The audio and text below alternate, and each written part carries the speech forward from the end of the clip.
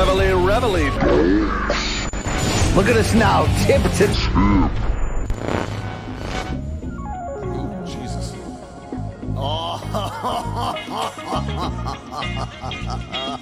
Shout out to Morning Kombat. Do you want a margarita? Yes! My God! To us, doing what we love. But it's time to bang. Oh, yeah, right? Monday, can't trust that day. Get fired up. Hey, it's Morning Kombat. It's back in your absolute face hole, and it's Monday, January 20th, 2025. We will be reacting to all things UFC 311 come original over the weekend, looking ahead to UFC 313 and some big teases from the big turkey. But until then, welcome on in on this Monday morning. Brian Campbell, the Beige Bastardo, at your service is one half of the hosting duo. And from the capital of Estados de Unidos, hey, that's Luke Thomas right there. That's exactly the way you say it, yes. Mm-hmm. And the third member of our team, Reginald J. Campbell. All right. Yeah, get the hip hop horn for the Reg. Yeah. Come on, what are we doing here? There he is. Luke, what a time to be a fight fan. It was fun this weekend. I'm fired up, dude. I even dyed all the grays out of my hair this morning in anticipation of the show. Trying to save that marriage, huh? I tell you what, full life, dude. Okay, it's full life. Can I tell you my only real complaint about UFC 311? Does it have anything to do with the Nelk boys, the Paul brothers, and Conor McGregor getting in a minibus on their way to the inauguration this morning? I mean, you know, no, I'll just leave it at that. My own two complaints. One, it turns out it wasn't smoke; it was more mist. How many times from the rafters they shot like what I thought was smoke, but you know who was there was Average Joe Art, and he told me at the Intuit Dome it was actually a little bit more like mist than smoke. So okay, all's well that ends well. My only real complaint, a lot of decisions early, but I'm talking about the main card. I just wish the main event would have been longer. That's it. It was just too short, and I get it. 24 hours notice. Well, top pound for pound versus guy. I get it. I'm just saying. The damn world. Why don't you talk to your Armenian brethren who was like, "Yo, I got a secret that you guys don't know about, a move you've never seen. Peace out." Yeah. Apparently that was pulling his back. Yeah, that was the secret move. The secret move was ouch. You know? Yeah, there we go. And what do you think about Dana being like, no, you're not getting another title shot right away? I actually think you know what? We'll talk about it, I'm sure. I'm just gonna tell you straight up. Dana's right. I don't say this very often. Dana's right, and I fully support him doing that. And I'll tell you why on the show today. Well, there we go. With that coming attractions right there. Of course, you can like the show, subscribe to what we're doing here on the M to the K. You can see our personal social channels, our YouTube channels below. Plenty of good content, by the way, going on in our YouTube channels. Look, you know, I always talk about that broski, Showbiz the Adult, right? One of the I do not know him. I know you're close with him, but I do not know him. Yeah, I had him on the Brian Campbell Experience over the weekend in a sort of State of Boxing 2025 chat. A lot of charisma coming out of the two of us, so check that out. I'm sure, Luke, there's some goodies over there on Luke Thomas Live, right? Yeah, I mean, I just posted a breakdown of Jiri versus Jamahal, so watch it before the UFC takes it down. Oh, there you go. Let's welcome in the fourth member of our team. They call him Bong Island Luke. He's from his dad's ballsack via Australia. Hey, okay, Luke, that's a little much in terms of. Am I wrong? Did I tell lies? I got demoted to fourth member. Reggie's third now. Yes. Well, Reggie's on his way to getting his own merch, so come on. All right, that's true. Reggie's valuable. That's the difference between y'all. All right, fair point. I'm just teasing. Nice koozie there, BC. You can go to maincardminute.com and get your own. Very quickly, give us an update along Bong Island, Luke. How was the betting results for you this weekend? Fantastic. I was telling BC on Friday's pregame preview, I called Merab by decision. I said it would be 48-47, and I said that Ione Barcelos would cover the spread against Peyton Talbot, so both of those hit. Those lines were begging. Like when he was a minus 1,000 favorite, I was like, no. I was thinking Barcelos could win one round on one judge's scorecard. It turns out he was just going to win the entire fight. So. Yeah, 30-26 on one of them. That battle-tested bastard was not happy about the odds. I'm down with that type of spite that he showed. You know what I'm saying? Take it out on the youth, right? BC, did you go see any terrible bands yesterday? No, I didn't, but I was shoveling all night because we got hit here finally in the CT, Luke, some of that snow. You know what I'm saying? We got informed, baby. Let me ask you this, Luke Thomas. Is it about Jaden Daniels? Because the answer is he's the best rookie quarterback in the history of the sport. Thank you. I heard we do have a question pertaining to your Washington Redskins in DMs from Donks later, but can I get a pulse check, a life check? Because, you know, you and Ariel Helwani apparently had the best weekends of anyone. We did? Well, his Bills advanced, your Skins advanced. Imagine you met in the Super Bowl in a rematch of 1992, Luke. Yeah, I don't know. I don't know what's going to happen. I mostly find the Bills fan base loathsome and overrated. I keep waiting for them to get paralyzed doing their backyard wrestling in the parking lot. Those are the only Bills fan is Brent Brookhouse. All right. See, here's the thing. Individually, there are some great Bills fans, but I think Bills Mafia to me is like the most overrated fan phenomenon in the world. Yeah. But I can just say this: Jaden Daniels is the best quarterback. I should say the best rookie quarterback ever. He might be the best quarterback. I mean, you're going to say Patrick Mahomes, but I'm saying who's playing at an elite level right now? Who's playing better than him right now anywhere in the league? Nobody is playing better than him. He is beyond exceptional. And I'm telling you, dude, he has electrified this town. And it was an embarrassing moment, bro. I have DC United gear, Wizards gear. I have Caps gear. I have Nats gear. I've got Real Madrid gear. I've got U.S. men's national team, Colombian men's national team. Because the team has been so toxic, I have not one piece of Commanders merch. I might have to fix that this week. I haven't seen this much passion since Mel Gibson put out that movie about Christ, Luke. I'm down with this, all right? Yeah. How about the voicemails where he left all the N-words? Those were passionate too, you know? Well, Luke, I put this next to my Mel Gibson and Dog the Bounty Hunter dolls as well, Luke, in my racist Hall of Fame over there. Wow. Come on, people. Stop using that word. Hey, we got a great show, as I mentioned, and we're going to close it, of course, with DMs from Donks and Have You Seen This Shit? And a reminder, you can reach the show at our email of morningkombat, at gmail.com. Luke, final bit of business / talking point. I definitely wanted to publicly thank once more Jed Meshew the second for being so flexible and filling in for the man in the hat for us in our Cuervo UFC 311 Morning Kombat pregame preview rebirth on Friday. Thank you to the Donks for watching. And Luke, I mean, it's a little bit of inbreeding, but he felt like family, did he not? Yeah, I would say people responded well. We even said after we left, we felt like he showed up and did what we needed him to do. The only thing is, and you know, he was later than, you know, I don't know how else to describe it. He was very late. He was very, very late, but it ended up working out. Like all things kind of ended up being where we needed him to be because we got to cover the change in the main event and blah, blah, blah. So we'll definitely have, if you're asking, will he be back? The answer is yes, he will be back. All right. Well, thank you to him for partnering with us. Thank you as well for Cuervo. And thank you for today's episode of Morning Kombat, which is presented by our other partner, DraftKings. And of course, you might be watching this right now on the DraftKings network. Remember, download that DraftKings Sportsbook app because with DraftKings, the crown is yours. Thank you very much. All right, Luke, if you're ready, I'm ready. Let's get into the weekend that was over there in 311, right? Is your name Amber, lady, or is that just the color of your energy, right? All right.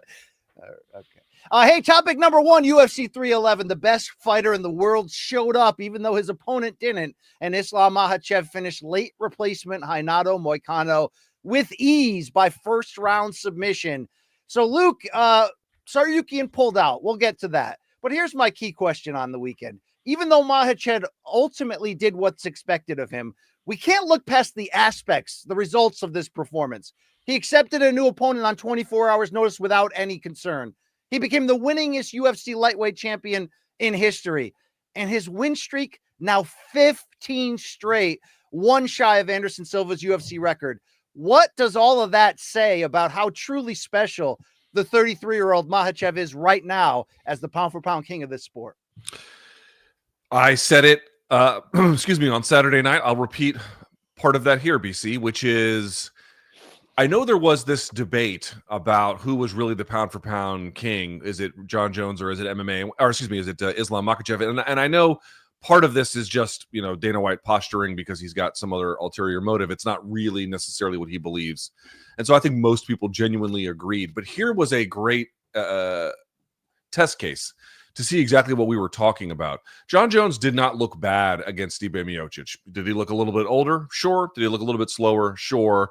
But I think it's some over-exaggeration to say he looked bad. However, just consider the circumstance. This was a guy in Stipe Miocic who, while once great, had aged significantly, literally retired in the octagon, could barely move, was a cheap facsimile of what he once was. And it took John about 2.5 rounds to carve through him. Look what Islam did on 24 hours notice against a top 10 relevant ranked guy who was literally peaking in his career. He couldn't make it past basically 4 minutes. This is the difference, folks. This is what I'm talking about. Yeah, there are a lot of very good fighters in the UFC. There's a couple of elite ones. Then there's this. Then there is mastery over your division. There is dominion over your division, where really the only way people can conceive of you losing is for some kind of external factor to befall them, a bad weight cut, an injury, you name it. He's got, BC, a level of dominance and a level of ability and gap between himself and his peers that is now, if it wasn't before, but certainly quite visible now. You can clearly detect how much of a difference there is. He has been deserving to be the number one pound-for-pound guy in the sport. And I think, was Moicano on his level, BC? No, Moicano was not on his level. But Islam made sure you knew that pretty goddamn quickly. That's what pound-for-pound guys do. I mean, look, I love the social media post from Islam right after he accepted the fight, aimed at Dana White, basically trying to squash this pound-for-pound debate that we've spoke about ad nauseum. So why don't we hear it from the horse's mouth, as Luke likes to say, right? Yeah. Hold on. Luke, do you not think that's a real saying? It is, Luke, but you got to pick your people and your time and your moments. All right. I mean, would you say that about John Elway, right? Sure. I guess I got to be clear. I don't understand what point it is that you are making. All right, we can share it off camera, Luke. Part of it's just good-natured fun. But let's hear from Dana White himself from the press conference regarding that pound-for-pound debate. I told you, I said it publicly. He said, brother, I am the champion. I'm going to bed. Whoever I'm fighting tomorrow, I don't care. I'll wake up and I'll fight anybody. So came out and did what you're supposed to do in that position and actually like a stud. I've seen a lot of people say that because of that, Islam deserves some maybe pound-for-pound number one rankings. He's already the pound-for-pound number one ranking. But is he yours? Yeah. I'll give it to him.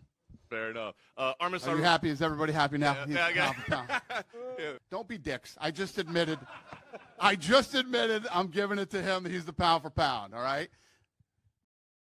Luke, the man took the L, at least for this week. Islam's his pound-for-pound number one. But here's how I want to tee you up here. Dana didn't stop right there at the idea that Islam is the best fighter in the world today. Let's not forget, he now has 4 lightweight title defenses and a UFC record of 5 wins in lightweight title fights. So Dana took this a little bit further. Let's hear him. With this win tonight, Islam 15 straight wins, second longest in history behind Anderson Silva, and now the most lightweight title defenses. Do you feel like he is the best lightweight we've ever had in this? 100%. Yeah, there's no doubt about it. I mean, he's the pound-for-pound best in the world right now, and he's definitely the best to ever do it in that division. So, Luke, we said coming in, what would he have to do to pass Khabib in a sense in the all-time rankings? Dana said he's already there. How do you react to that? I don't agree with that. I think that part is a little bit, or at a bare minimum, that part remains unclear. I mean, I would actually say that if you wanted to say that Islam is the best lightweight of all time, I think somebody could make that. I don't personally feel as comfortable as I would like to make a claim that big, but I don't think it's insane to make that remark. I just feel like, listen, the dominance and the clear difference in skill that he showed against a credentialed, decorated, or I should say experienced at a bare minimum competitor in Renato Moicano tells you about the talent level, but you can't, I'm a little hesitant to assign a ton of value to the win. The value in terms of what it means for resume, what it means for greatness, what you actually did. Did he demonstrate how much better he is than many of his peers? Yes, of course he did do that. But that's not the same thing as what scalp is hanging in the resume that speaks to this greatness in a very specific kind of way. The 2 fights against Volkanovski, one of them being last minute notice. Again, the first one I think was very tough, but the second one, I don't know what to make of that one. This one, I don't know what to make of this one. You get what I'm saying? Like there's the early loss in his UFC career. There's enough things kind of pulling me back where, if he ties or exceeds Anderson Silva's record, BC, then I think we revisit the conversation. If he gets one or two more title defenses against competitors that, were ready, top of the food chain, blah, blah, blah, then I think we revisit this conversation. For me, a little premature. Yeah, sometimes the UFC will do that. Remember when Stipe broke the title defense record at heavyweight? It was just sort of automatic now that he's the heavyweight GOAT, when a lot of us are still like, Kane. I was there when Kane was on top, but that's not the debate we want to have at the moment. So, Luke, we'll get to certainly what's next because there wasn't much to talk about the actual fight in a second. But I did want to circle back to what we opened the show with, and that's Arman Tsarukyan becoming the #1 contender, looking for a rematch, having gone 10-1 since he lost that 3-round decision to Makhachev 6 years ago. We said all week, or I said it about the press conference, he didn't really overly sell or hammer home that he's here, he's going to win, he's going to take over. A lot of people are also ripping him for some interview that was translated leading up to the fight where he admitted he's apparently not 100% like diehard focused and into MMA like we would assume. I don't know if it's unfair for me to bring that up, Luke, but then when you find out what we did in the moment on Friday during pregame preview with Jed Meshew, that a tough weight cut led to a reactivation of a back injury, are you willing to go public right now and blame this whole debacle on him trying to spin around on his head in that Nina drama video? That's what I want to know. Yeah, I know you're joking, which I'm glad you are, because I know some people were serious about that. And I'm like, guys, have you ever been in a wrestling room? That's about one of the more common warm-ups you'll ever see. And I'm talking about down at the high school level. There's like absolutely nothing on you. Misha Tate used to do the same warm-up at open workouts before her UFC fights in Strikeforce 2 when they had them. Like, she's been doing it forever as well. It's a very common thing. Anyway, I'll say this, BC. I don't know what his issue is. I don't think it's necessarily related to that. But I feel like this is a blessing in disguise, and he doesn't know it yet. I really believe that.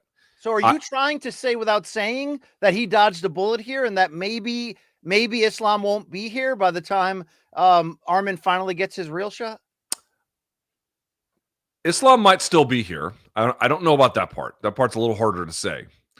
But I think that if he is, that's still good for Arman. I don't know what would have happened on Saturday, BC. And I said this on Friday as much, but it's, I think, worth revisiting here. This is just my opinion. Take it for what it is worth.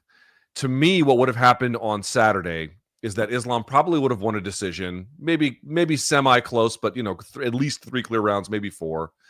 Against an upstart in Tsarukyan who was tough, who was dogged, who was in his face, but couldn't really ever get enough offense going for enough periods of time. A guy like Islam knowing where to find his offense, nullifying the very real strengths, but the kind of narrow range of strengths that Arman has. And now where are you if you're Arman? You're 28. Islam's going to stick around the division. You're just going to be in a position where a guy, we love Brandon Royval on this show, but he would be the first to tell you it's kind of tough being in those positions about where I'm supposed to go and who I'm supposed to beat and who's going to take a fight against me. I think Arman would have found himself right there. Instead, what he gets is, back to the line and, not any kind of favoritism from the UFC, it seems anymore. He needed that. He needs more time to work on his game. He needs more opponents to, continue this development process. Islam will get a little bit older, and if they end up meeting down the road, that's a much more favorable matchup for him. He's just 28 years old. This happened to him, I honestly believe. I think it's going to make him better down the line, and I actually think it increases his chances of becoming a champion, not decreases them. That's a very favorable pro-Armenia take, although I'm not accusing you of that. That's more of a joke. But, Luke, it looks bad with the company. You're not concerned at all about everything else? It's just like he will have to earn it back. I kind of get what you're saying, but his body's never going to be in better shape than it seemed to be, Luke, when he was at that workout with his shirt off there. I don't know. I just felt like this takes a lot of the air out of the balloon. This is, I don't know. Good. If you're hurt, you're hurt, but good. He needs to do work to reinflate it. I'm not saying I agree with the notion that he should go to the back of the line as some kind of punishment. Oh, you got injured so late and didn't go through with it. We're going to just punish you for that. Now, I'm sure the UFC is not very happy with him, and maybe they had reason to believe he could have told them about this sooner. Like, who knows? There's a lot of factors. But the reality is, I don't support that. What I support is the idea that, yeah, did he win enough to become the number one title contender? He did. He absolutely did. But you can get a certain kind of athletic guy who's got a narrow but real set of strengths, and they can win up to a point, even up to the title level, but they can't really hold on to it because they eventually get figured out. They don't have enough of a tool belt, and it's a very, very difficult and fleeting way to maintain dominance. Him getting pushed to the back of the line, whether by hook or by crook, enables him to actually rectify this process. I honestly believe it depends how he plays it, BC. Sure. If he plays it bad and, who knows how he takes it, that's a different story. But if he takes it the right way, I'm telling you, this is better for him long term. All right. Do you believe in any of the Twitter collusion that's out there that because Moicano and Arman have the same trainer and Palumpa from what is that, American Top Team? Yeah. That maybe they knew, maybe Team Moicano knew that Tsarukyan was going to pull out, so he made sure to make championship weight. Does it matter in your eyes? We'd be speculating, but I wouldn't be surprised. All right. Well, I guess wouldn't it be helped surprised. keep the main event together, so I'm not going to focus on that. Here's what I want to focus on. The fight that I told you a week ago when we looked ahead to 2025 was the number one fight I want to see, even though it's not perfect, right, in terms of where they're at in their divisions. But it's Islam Makhachev, the pound-for-pound king, against Ilia Topuria, the number 2 best fighter in the world in my rankings, the number 1 fighter at the very tip of your bon air at the moment, Luke, to be fair with you, and I'm not talking about the Caribbean island per se. I got to get a reaction about this tweet that came out from Topuria immediately after the fight ended, in which he said, Islam, if I want to, I can finish you. If I want to, I can knock you out. I'll make it look easy. See you soon, Yoel Romero. Oh, I added the last part. Luke, dude, I get it. You'd probably prefer Islam Shavkat. But tell me this isn't one of the biggest fights UFC can make. Tell me this isn't potentially the literal best matchup, meaning the 2 best fighters in the world in my pound-for-pound top 10. Yours might differ, going up against each other.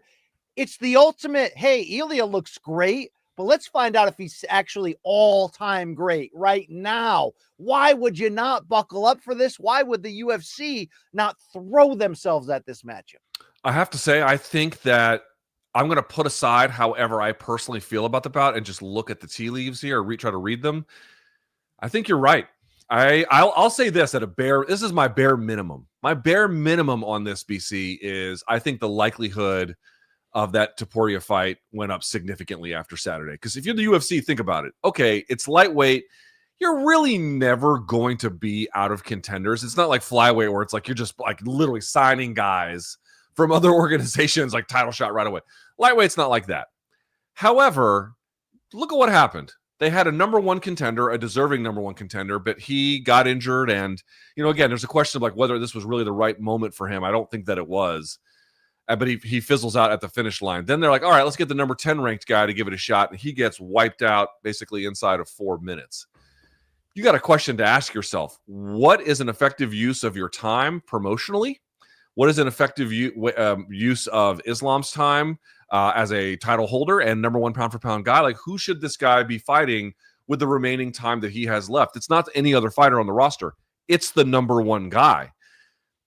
How about the number 2 guy? I mean, it just makes it so much more likely because, A, this guy is selling it in Topuria. B, you probably, even you, BC, would agree. I would pick Islam to win, but on the feet, I do think Topuria could absolutely knock him out. And for all these other reasons, like with lightweight kind of being a mess, at 170, the door seems closed for now or whatever. Dude, I think the Topuria fight is a lot more likely than it once was. Okay. I would love it. I'd go crazy. You already know all the reasons why. And Islam was asked about it at the post-fight press conference, and he kind of reiterated what he said in the cage. I loved what he said in the cage, by the way. He held up the belt and said, hey, look, anyone can come fight for this. Get in line. Get across from me in the cage. He said the same thing about the prospect of Ilia. He basically said, if the UFC wants it, let's do it. But Ali Abdelaziz, manager to the Stars, did tweet out on Sunday, the UFC has a completely different plan for Islam, which does not include Oliveira, Arman, or Ilia. But it's an unpredictable sport. and you don't know what can happen. Luke, if that's coming from the manager, that leads you to believe there's higher end discussions about Islam potentially moving up. So I want to get your take, but I first want to play this sound from the post-fight presser of Islam telling us that he might not be just in this for the idea of becoming a 2-division champion. He might want can be 3 division also. Just give me the chance. That's it. I will fight with the Duplessis. If they give me the chance, I will fight with him also. I swear, if Dana White send me contract, I will fight with him also. Thank you. Well, to take that a step further, Islam, Ali told me you could fight at 205 and beat Alex Pereira. No. That too much? It's too much.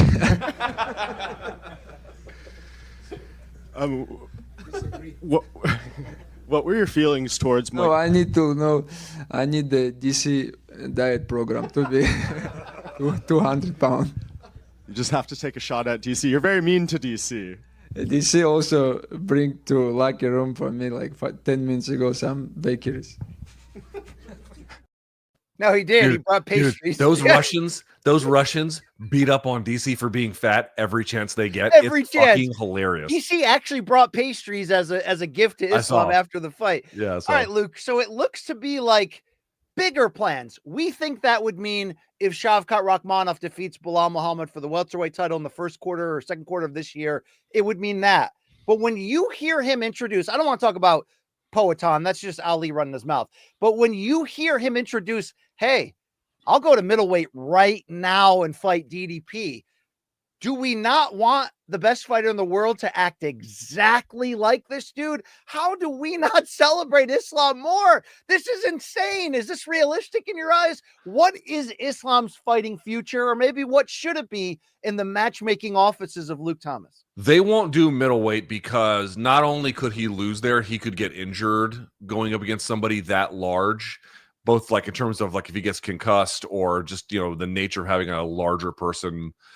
It's just that's where injuries happen a lot of times. And Dana said Saturday that Chimaev is next after Strickland for DDP. Exactly. It's just them talking, but it clearly lets you know that they have interest in changing weight classes. It clearly lets you know that that's what they've got their sights set on. It's just as we've discussed before, he's really kind of up against it. Now, what's interesting is if Shavkat wins, I think that honestly they would look the other way and still go up against him. It's the Bilal one that's a little bit more delicate. But let's just keep our eyes open, man. I think if Shavkat wins, I doubt the UFC gives Bilal like an instant rematch. That seems unlikely. And then I've said it. Is it the perfect time to put those two together? No. But again, if you're just trying to manage Islam's future, what does it look like? He doesn't have much time left, maybe 2 years or so. You gotta be strategic about what fights you're giving him. I think you're right, BC. I think some kind of either Ilia up or him up is very inevitable in 2025. Yeah, look at 33 at the ability he's at right now. Just what you said, you got to maximize that. You got to make a swing for history. It doesn't seem to be the same thing as Khabib, who made a promise to his parents and sort of just said, "Yeah, I'm done right now." They got a chance here for this guy to seriously end up as a upper room all-time great. Luke, is there anyone else in the lightweight division at the moment, save for Arman, should Islam hang around, that you believe could get a shot at Islam, that would deserve it? I mean, Max Holloway is lingering. Chandler keeps showing up everywhere saying he wants to fight, but he's not in that position. I'd like BSD to win some fights, but he's coming off a tough stretch for sure. What is the future for Islam at lightweight, if there is one? So let's just run through the best guesses. Arman is maybe what, 2-ish, maybe one fight away, but let's Probably say 2. Let's say 2. Just to even, think about it. He's in your back pocket, I think is a good way to put that, perhaps. Then you've got Max. You could go Max right away. You could do it right away. You could say it's for the BMF belt, and yeah, I know he lost to 45, but look at his last 55 fight against Justin Gaethje. You just go right away with that. That's an option. I don't know if they're going to pull that trigger, but that's an option as well. The other one, of course, is the winner between Gaethje and Hooker at UFC 313. Now, obviously, they got the same manager. If it ends up being Justin, that could facilitate it. Hooker's not going to turn down an opportunity to get a rematch against Islam. But if Hooker wins, do you really have a need to see that one again? He got run over by Islam the first time they fought. Is there a big reason to believe this time would be different? I don't think that there is. So maybe they do it with the Gaethje fight because he's a banger, but like also he's going to get overrun on the ground. I think we all know that probably too. So to me, Ilia coming up is a good option. Max right away is a good option. Armin and maybe 1-ish, 2-ish fights away is a good option. We're going to have to see. Wow. Shout out to Islam, though. He's doing the work. He's one of the best, Luke, one of the best we've ever seen. And he's only climbing right now. I mean, Usman looked like he was on that same path too. And then he hit some defeats and age caught up. Let's see if Islam can continue this. I just want to say, dude, it's 2 fights in a row he finished with that short arm Darce. That's 2 fights in a row. He got the same choke on Poirier, a black belt, same choke on Moicano, black belt. I think I saw a stat. He submitted in his UFC career, Charles Oliveira, black belt. He submitted 5 UFC black belts, straight up submitted them. And again, part of that with like Charles is he got rocked first and then he got hit. But this one really wasn't that. This was Moicano scrambling to his knees and he hit him with a short arm Darce. Dude, Islam is awesome. Islam is awesome. And I know this wasn't the most electric main event of all time, but I really hope you got about a year or 2 left of this guy. You should appreciate it while he's here. Well, in terms of his prime, who knows how long he would fight, but these guys probably going to get out earlier than later. You know what I'm saying? Yeah, I don't think you're going to see a lot of post-prime Islam. Maybe some, but not a lot. All right, let's go to topic number 2, where it's mea culpa time for BC and LT, because in that co-main event, good Lord, a fantastic 5-round technical thriller in which the champion underdog representing Georgia, Merab Dvalishvili, showed us once again why if you ain't fit to handle the heat in his kitchen, you're going to end up losing. He takes a 5-round unanimous decision from Umar Nurmagomedov, rallying back to win 3 straight rounds to close out the fight on 2 of 3 scorecards. So, Luke, in addition to you and I needing to apologize to Merab, who it didn't even matter if Umar was in his head, that was a hell of a performance. Watching him do it as a sizable underdog, watching him gas out an undefeated Nurmagomedov and rally, like I mentioned, would you say his cardio might literally be the greatest singular weapon in UFC title history? I don't know. I mean, Francis's punching power is a pretty significant weapon in UFC history. I'll say this. I'll meet you halfway. BJJ, maybe? Yeah, something like that. Judo. Judo, but into the yeah, you got it. Yeah. But I'll say this. He has, and I've watched MMA a long time. He has, let me say it very clearly, Merab Dvalishvili has the best cardio in MMA history, bar none. Bar none. And I know what you might be saying, well, what about some other guys that have great cardio? Let's talk about them. Kamaru Usman, fantastic cardio, but he doesn't have the ability to work in the 5th round and escalating in the same kind of way with the numbers that Merab puts up. There's actually a pretty significant distance between them in overall activity, so that's not there.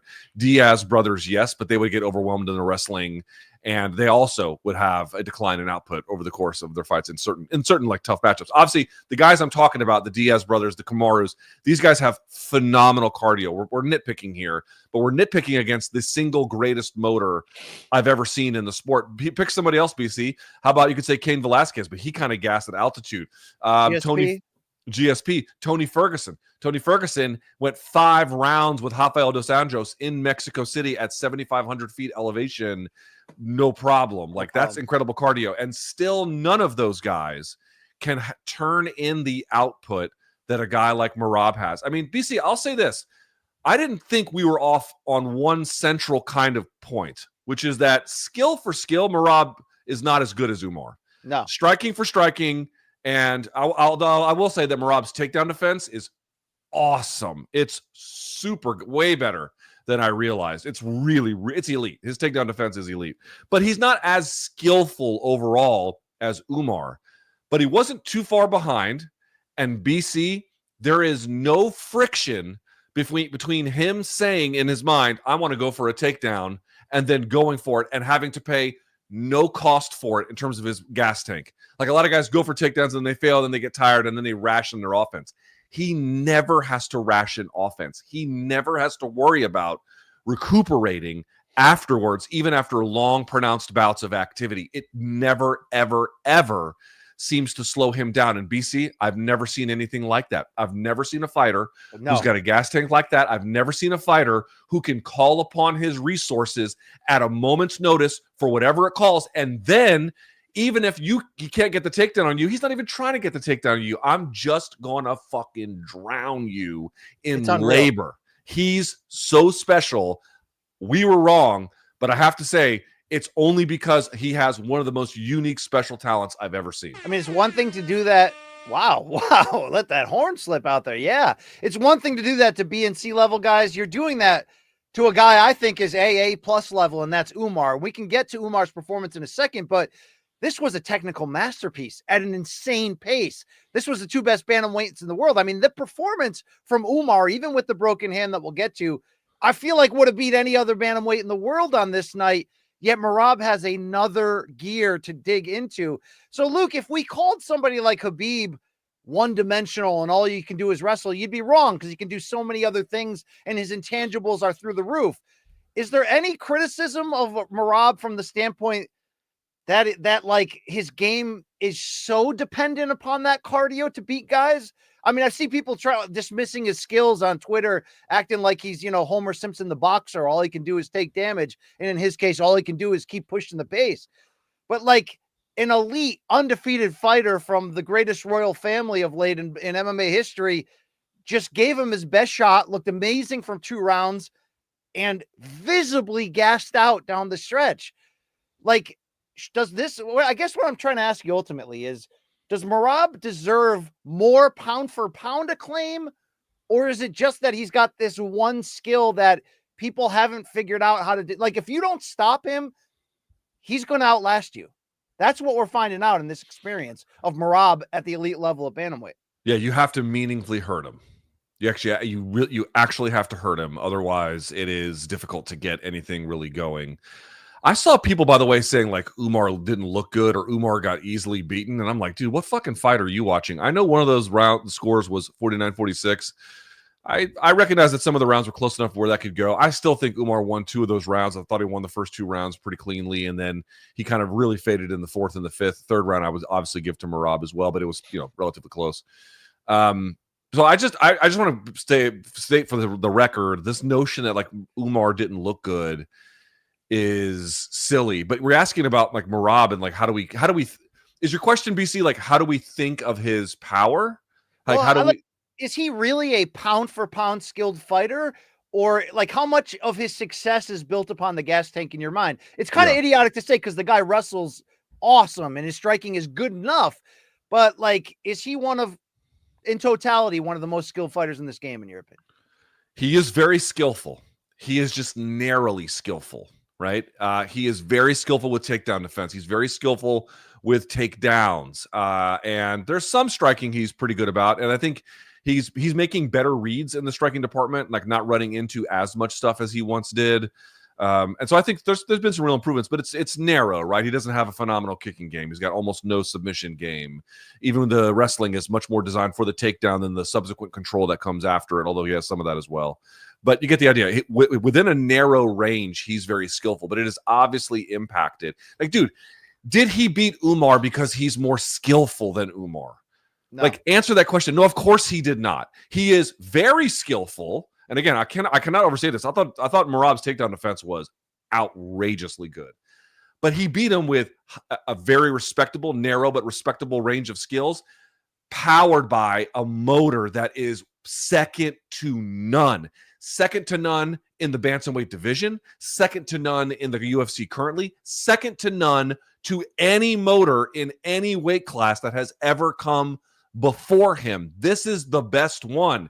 Yeah, dude, you're going to win fights that way. You're asking about pound for pound. Here's what he's up against, BC. You look at the names he's beating: Cejudo's, Jan, again, 50 takedown attempts almost on Jan, O'Malley, Aldo, and now, of course, who was it this weekend? It was Umar Nurmagomedov, right? So you have all these names. That is so real. That is so important. I would say the one knock on him is, though, that he's a decision machine, right? And he's beating like insanely tough guys to beat, but he's definitely not beating them up, and he's definitely not putting them away. He's just winning rounds in a very. It's outworking them. I mean, I guess it's the same thing as saying, "Oh, Pereira's all he's got is power." but he breaks dudes down until they're vulnerable and he gets them the frick out of there. Sometimes it happens in the first round. Merab kind of does the same thing in a different way. I mean, but he doesn't get him out of there. But still, in the last 2 years, you named it, in succession since 2022, Jose Aldo, Petr Yan, Henry Cejudo, Sean O'Malley, and unbeaten Umar Nurmagomedov, in which he rallied to win the last 3 rounds in like an instant classic, right? So, Luke, somebody tweeted this at me, and it's the right question. Is this a legendary run? Like, is this an all-time great run atop a division right now? These 5 straight wins over the last 2.5 years? Because we're talking so much about what Islam's doing, what this guy's doing, what Topuria is doing. Let's talk about what Merab's doing, dude. It's inspirational. We doubted the shit out of him because he got so caught up in the drama outside the cage. But when it was business time, he was cool, calm, collect, and he delivered. There's no question. There's no question. I didn't think he had it in him. I really didn't. I didn't think he had this kind of performance. And I thought he was down 2, and I suspect he thought he might have lost the first 2 as well. And you had to win the last 3. That's a tough thing to do. And he did it. And he did it after beating O'Malley, and he did it after beating, going down the list. Like, dude, it is a historic run. It is a historic run. It will be marred to a degree by there not being any finishes, really. I mean, I know there's Marlon Moraes one, but, among, like, the big names, he will be hindered by that to a degree, BC, and I think we have to kind of acknowledge that. However, when the question came down, did he beat were any of those flukes? No. Nope. The right guy won on Saturday. No, you cannot find 3 rounds for Umar. You simply cannot.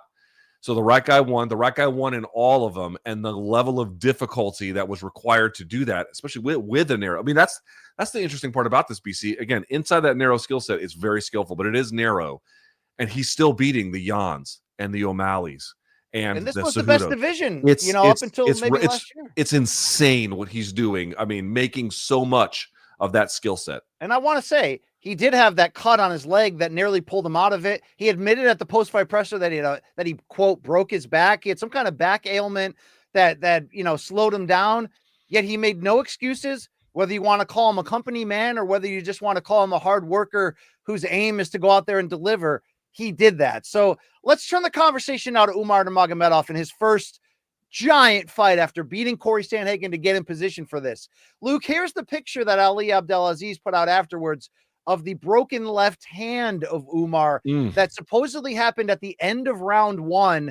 I still thought Umar won round 2, as did all 3 judges, right? That one judge who had it 49-46 gave Merab the opening round, which I don't agree with. But point blank question has to be said, or has to be asked. How much did that injury affect the outcome of this fight?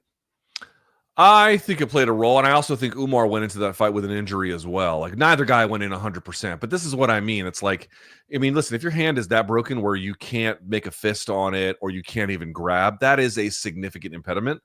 There can simply be no denial. But, like, the reality is, how did he break his hand? I don't know, but I'm going to guess, BC, it's from him throwing these wild shots and then hitting the top of the head of Merab, because Merab was ducking down a lot like that. And then, dude, it's very easy for me to sit on like this chair and say this, but dude, that's MMA. That's high level MMA. Like, bad shit happens in the middle of a fight.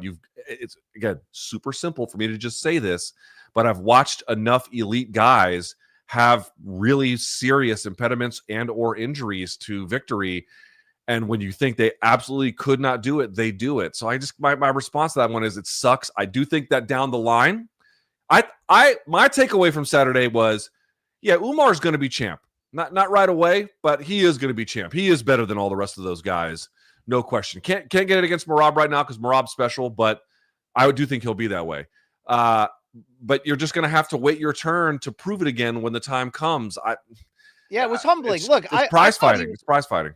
There was a point at the end of round 2 where I thought he was going to knock Merab out. I thought it was coming in a round. So if I felt that, and then I see the effects of the injury, I've got to admit the injury played a role. But to your point, they both were hurt coming in. Many champions are, but certain champions can adjust, dig deeper. So I think it needs to be asked, because I'm not going to rip Umar. I thought he fought very well, and like I said, would have beaten almost probably every other bantamweight on this night. But there was real disappointment in Coach Habib's face, his older cousin. And I have to admit, even though Merab is a superhuman freak and this is what he does to people, I was shocked that Umar visibly was gassing out in round 4. Visibly. So, Luke, when you look back, I want, I don't want to be like, is this more about Merab doing great or Umar not doing what we expected of him?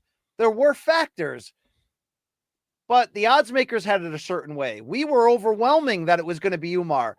And it seemed like, I'm not going to say he fell apart but like there was some element of not raising himself to another level where we thought he could. Now, I'm not going to look over the fact that with 1 minute to go in round 5, I had Umar winning that last round and on his way to win. Same. He really took that right hand from Merab and then the takedown, which broke GSP's UFC record, which is just insane, right? That he came in here needing 6 takedowns to do it against Umar, who showed insane takedown defense in the first 2 rounds, and he did it, and the record-breaking one ultimately clinched the fight. Here's a pic, by the way, after that right hand landed, where Merab just pointed at Umar and laughed at him. What an insane picture right there. It was closer than maybe Merab was acting, but still, Luke, did you feel like Umar could have done more and Khabib was trying to will him into it? A little.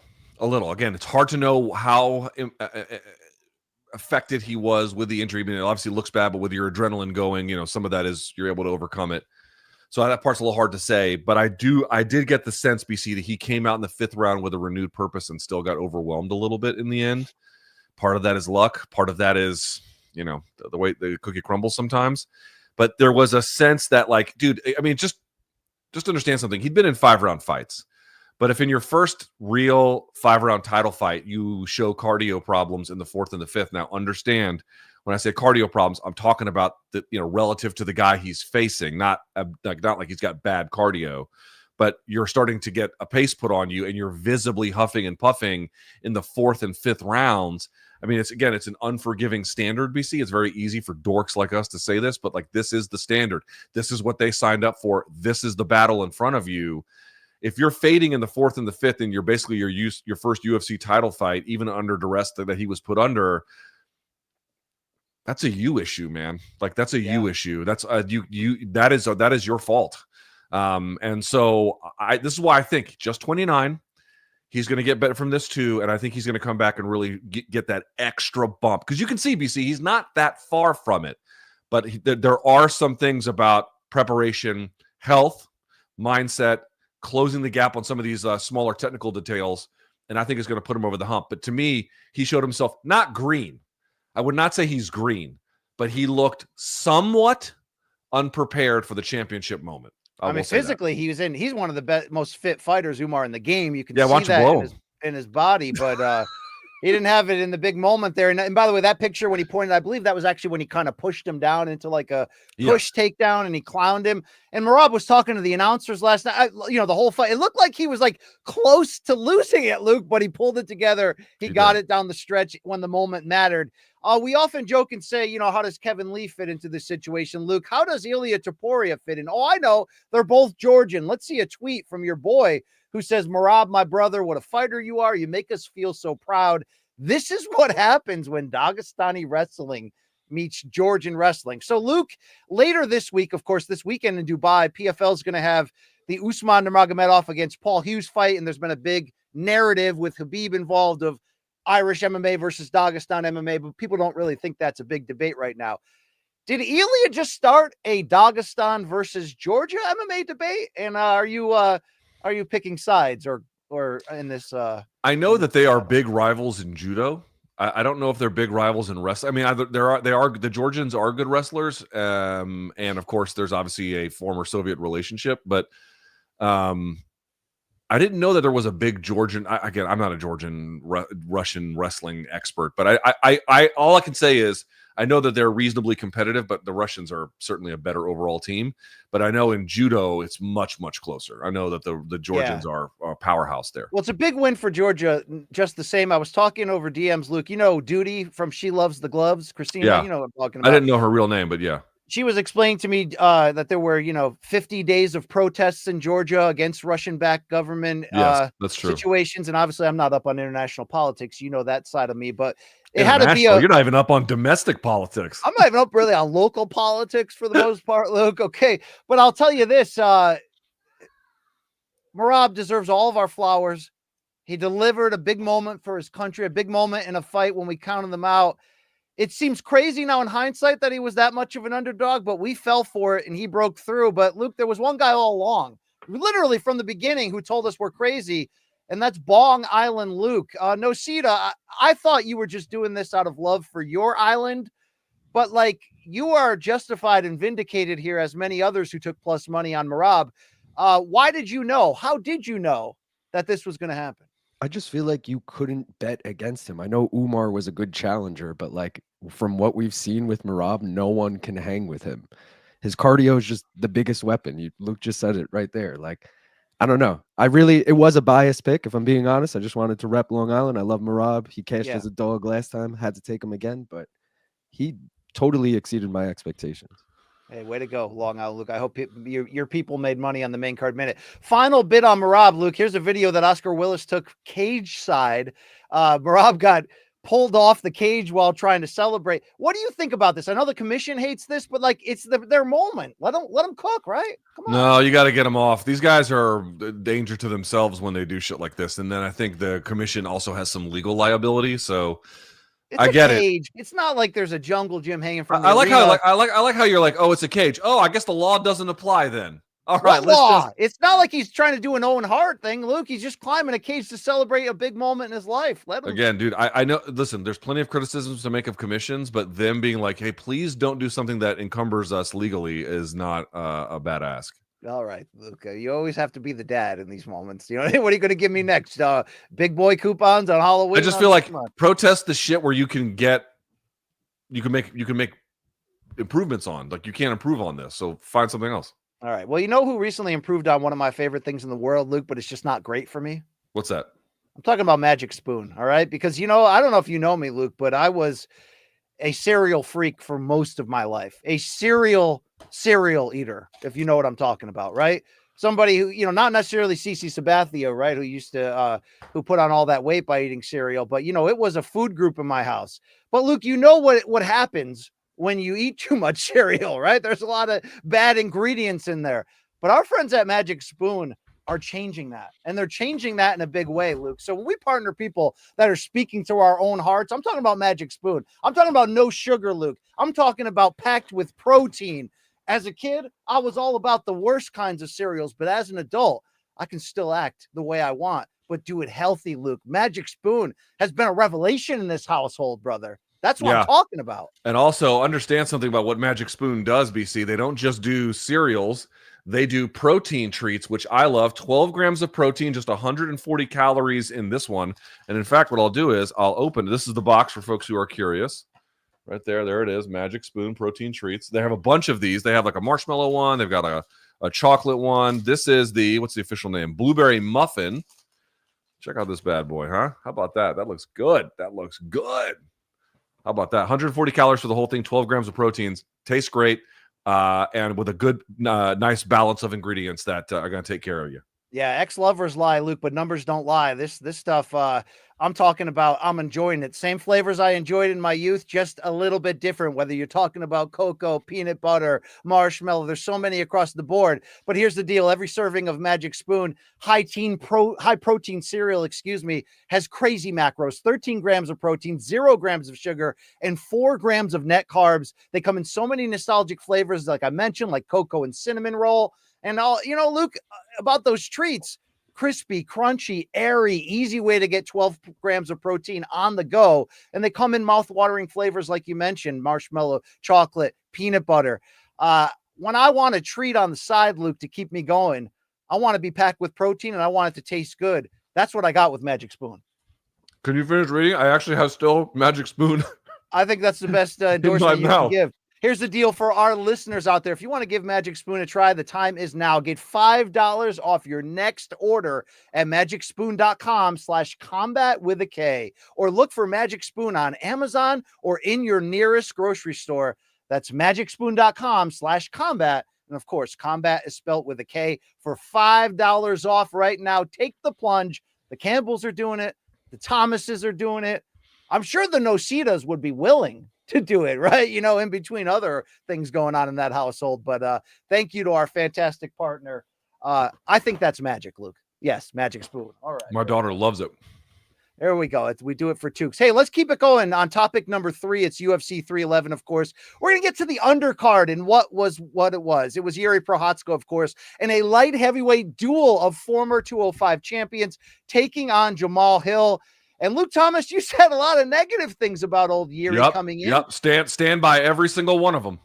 Well, we'll get to that, but he did, as he said in the post-fight interview, attempt to make a lot of changes. So by improving to 5-0 with this third-round stoppage in the UFC with 5 finishes against every opponent not named Alex Pereira, would you say it's fair to call Prochazka the second best light heavyweight in the world? And could this strategy, idealism change, meaning you didn't see a lot of high guard, but you did see a commitment to head movement, to looking to set up and counter Hill? Will this newfound commitment lead to maybe a new development should he get what he called for, a possible trilogy against Poatan? I think it could. I mean, here's what I'm going to say. Jed Meshew, after he won, was tweeting me like, I told you. And I'm like, no. I told you. The issue with him was not that he needed to go to 185. What a complete waste of time and abusing your body. That's not your problem. Your problem is not that you don't have adequate size for 205. Jesus Christ, dude. First of all, did you not notice, they were roughly the same size, but Prochazka, much more muscular. BC, how about the speed difference? Yes. It looked to me like Jamahal Hill was moving in slow motion out there compared. Like this notion he had to go to 185, absurd. Totally absurd. Yeah, well, let's move past that because he's not going, Luke. But hold on. Let's inventory what people said, because he was like, because Jed's accusation was my prescription was going to make him worse. All it did was actually make him better.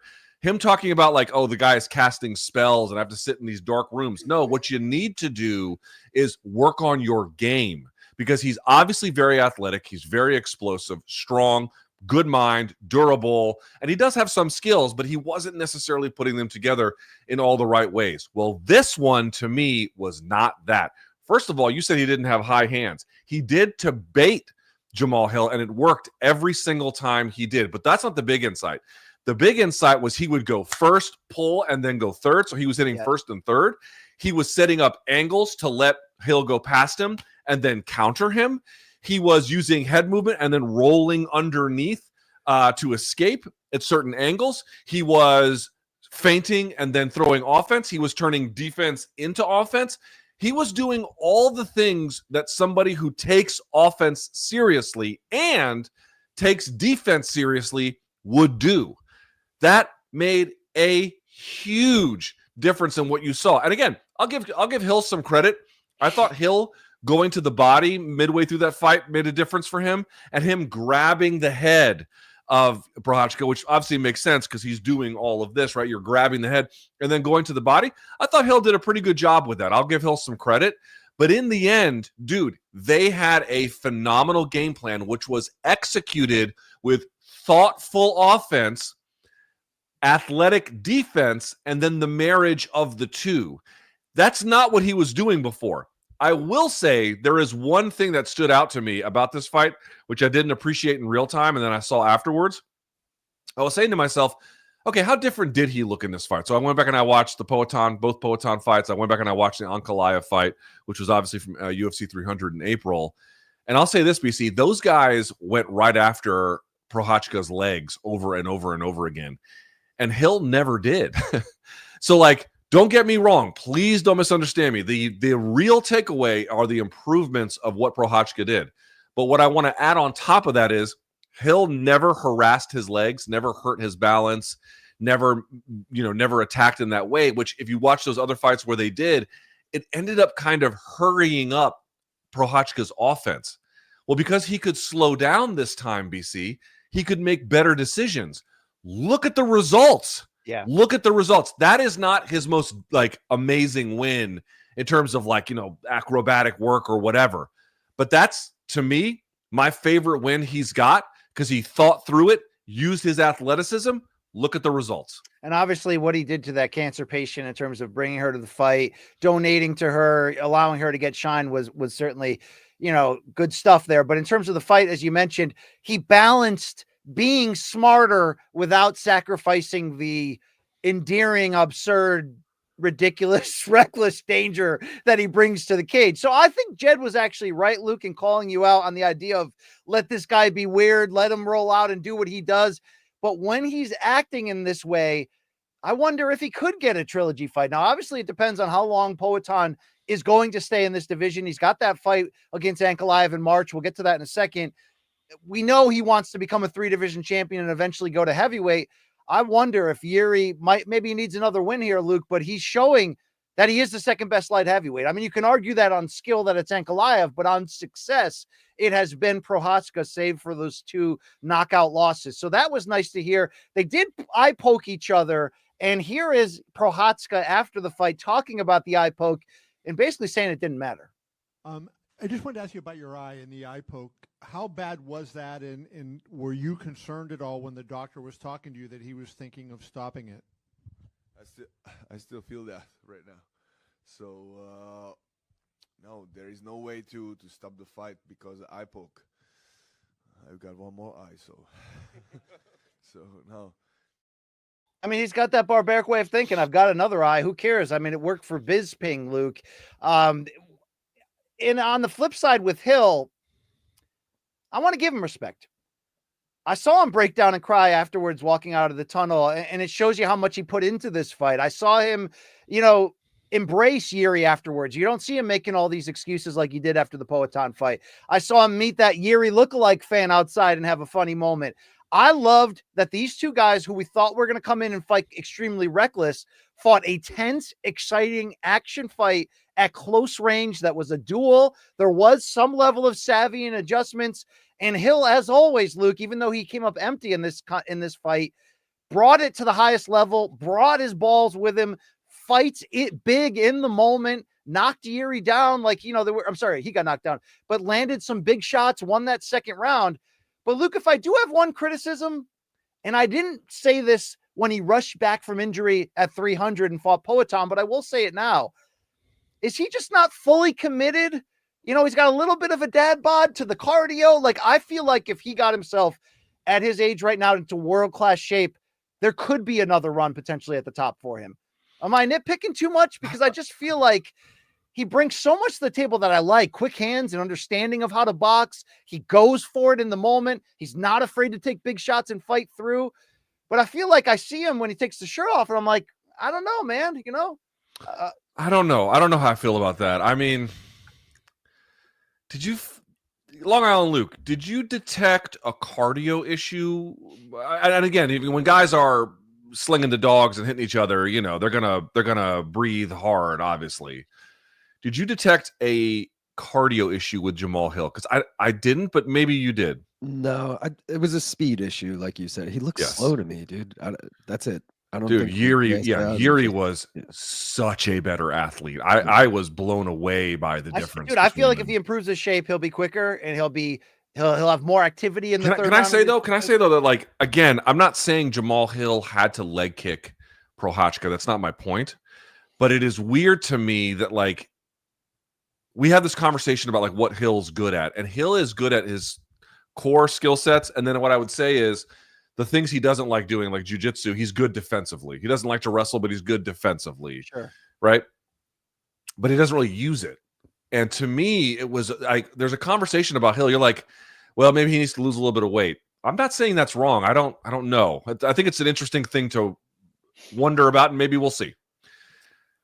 I also think his skill development needs a little work, if I can be honest with you. I think his footwork sometimes is a little all over the place. And here was a case where, again, you want to stick to your core strengths. And I will say him going to the body and then grabbing the head in particular to control him. And then he was doing good dirty boxing. He landed some uppercuts in there. That was great. He made some adjustments on the fly. They were slick. I liked them. But there's not enough. There's got to be a threat of a takedown. There's got to be something in there. Something. Right? Something. That's right. Just one more little piece of seasoning on top. And there's a little something extra. But to me, it made it a little bit too not easy offense. But if the range of things you have to worry about is basically boxing, There's a lot a guy like creative guy like Prochazka can do with that. I just didn't think he did enough with the well-roundedness. Quickly on Prochazka, Long Island Luke, can you show the video of him backstage staring down Poatan during the post-fight interview? Luke, this moved me. Do you have any thoughts on this? You know what? I'm a little bit more on the Jiri train now. I always thought he was a good guy who had some great ability, but was just going to be an underperformer because he was not going to take defense seriously. But if he's going to take defense seriously and he can actually continue to get better, then yeah, he's got to earn it. Okay, we'll see what happens between Ankalaev and then whatever. But like before, the notion of him fighting Poatan to me seemed like forget about it. And I still don't think it's like has to be done.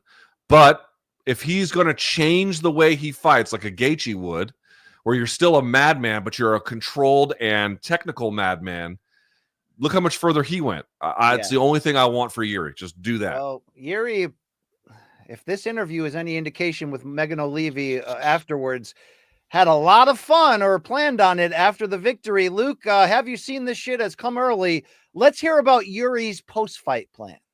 Hey, before I let you go, I got to know, how do you celebrate a win? What does having fun look like for you?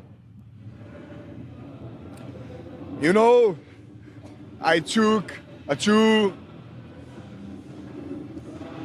crazy guy from my village to here to see this event, and they are here, and today I will bring them to my hotel and they will see something. Okay, well, listen, let's leave it at that. Luke, I don't know. They're gonna bang. I don't know if he served in the Marines in the Czech Republic, but so they're about to run a train in that hotel room. Yeah, buddy. They're about to have some. They're about to have. You better get the condoms and the mayonnaise. It's about to be ugly in there. Does that endear him more to you after being really his biggest hater for months? Not his biggest hater. Hater of the fans who just want him to be an underachiever. The fans who want him to be an underachiever should be embarrassed of themselves that they would sell him short this way.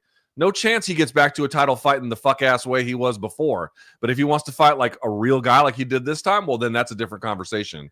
But yeah, dude, I think, listen, he seems like who knows? But he seems like a really nice guy. He's got real gifts. If you've got real gifts, let's see them maximized. I felt this was a step in the right direction, and I honestly hope he does get to maximize his potential, whatever that ends up meaning. To be clear, you're 100% believing he's talking about buying a bunch of whores for his two village friends, right? Just to be clear. Yeah, oh yeah, for sure. I mean, there's no question in my mind he was going to pay for some tang. There was just that was what was going to happen. Yeah. All right, like I said, I never knew how many people, dudes, paid for sex until I was in my 20s in the Marine Corps, and then I realized when I got out of the Marine Corps, it wasn't just them either. Some of you guys watching are truly the most despicable people on earth. God bless you. Luke, bantamweight prospect Peyton Talbot came in with a lot of hype at age 26 and a lot of love of going to abandoned factory sites and hanging out. I didn't understand all that, but Chuck Mindenhall had a nice story about it. And then he got humbled by huge underdog Brazilian veteran Raoni Barcelos, a minus 1,200 favorite, and it goes down as the fourth biggest upset in UFC history, odds-wise, as Barcelos, who said before the fight he was pissed off, came down and took Talbot down at will, was willing to go strike for strike with him on the feet, got the better of every scenario. He also got 2 30-27s and 1 30-26. Luke, Talbot did not get knocked out. He did not gas out, but he got handled with relative ease against somebody who's tough, but we got to call him what he is, a journeyman. How devastating is this for the bright prospect? It was a bad loss, but I don't think it's the worst thing in the world. I mean, there's no question he was technically overwhelmed. He was not physically overwhelmed. He met a guy better at this sport and the ways in which he applied it than him, like just much better. The guy was much better.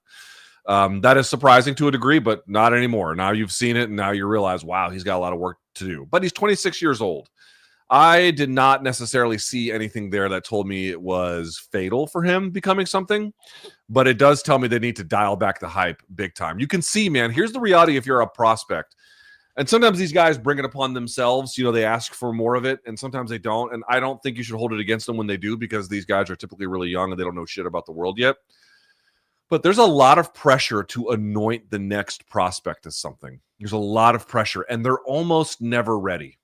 We push these guys to be something. Oh my God, look at Raul Rosas Jr. coming out of high school. Look, he's going to be champion in 3 years. Dude, he's not even close, and I don't think he's ever going to be champion. But, like it's – and I know he invited it, but there's also just pressure around him.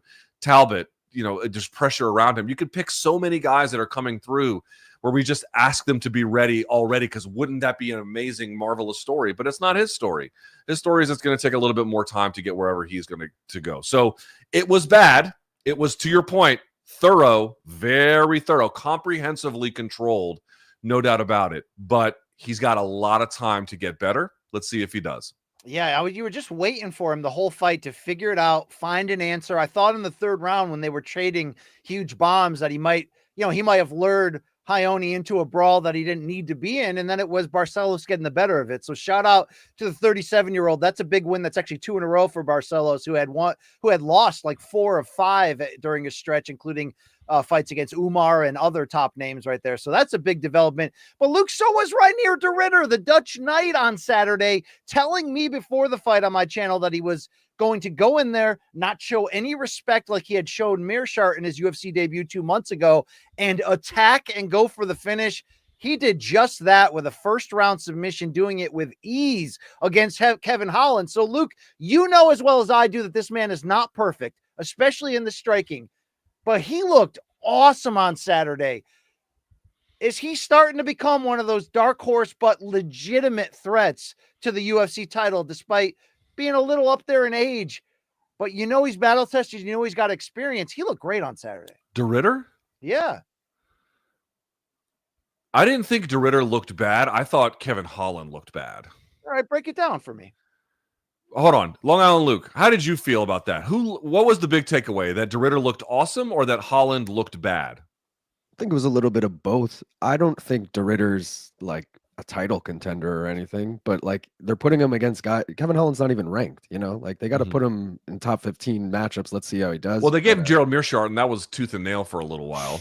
Right, and he looked like shit in that fight, in my opinion. I thought Kevin Holland was actually a live dog in this fight. I did bet on him. Let me just say this. I think Kevin Holland we said this before the fight, I thought Kevin Holland had more skills. Now, De Ridder being bigger, like he was a lot bigger. Like I was like, wow, this actually made a big difference. So in the end, De Ridder being skilled and bigger is going to make it a tough fight for Holland. But, dude, I did not like this from Kevin Holland at all. I think Kevin Holland actually has a great degree of skill. I think he does have good jiu-jitsu. I know he can crack. I know he's got good stand-up. And if this is what he wants for his life, to just take fights whenever, you win some, you lose some, maybe you lose more than you win, but who cares at this point, because that's just what you're going to do, then, listen, I can't talk him out of it. I can't. But it's very, very hard for me to look at how good he is when he really is applying himself, and then look at this and think, A, there's not a difference, and then B, that, like, this is how it has to be. I don't think this is how it has to be. Number one, I think he should go to 170. Again, if he doesn't want to live in a way where he can keep his weight down, that's up to him, but this is just my opinion. He should go to 170. And secondly, he should try.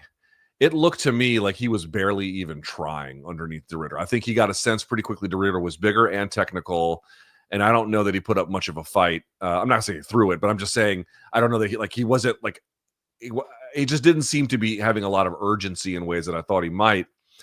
And I don't know, man. This was a really uninspiring performance. You win some, you lose some. De Ridder's good. To your point, the last thing on this, De Ridder's good, BC. I'm not denying he's not good. He was double champ. Like, he's good. He's good. And I think he's a fun addition to the division. I just didn't learn anything about where he's going to go from this fight personally. See, I thought he corrected what was wrong in that first fight, where he said he came out, was too caught up in making the UFC debut, wanted to put on a show. He was focused too much on Meerschaert's ground game, and he ended up getting lit up on the feet. He said, it's not going to happen this time because I'm going to attack. And while all those criticisms of Holland are true for him at age 32, and let's not forget, Holland's now lost 2 in a row by stoppage, 4 of his last 5, and 6 of his last 9 while bouncing around between 2 divisions. So all that is right. But Holland can bang.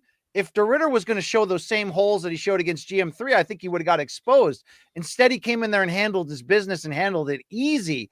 So, Luke, when I say he's not perfect, it's basically saying that if you can stuff his takedowns at will, You can beat him up on the feet if you're a better striker. And a lot of fighters in this division are better strikers than him.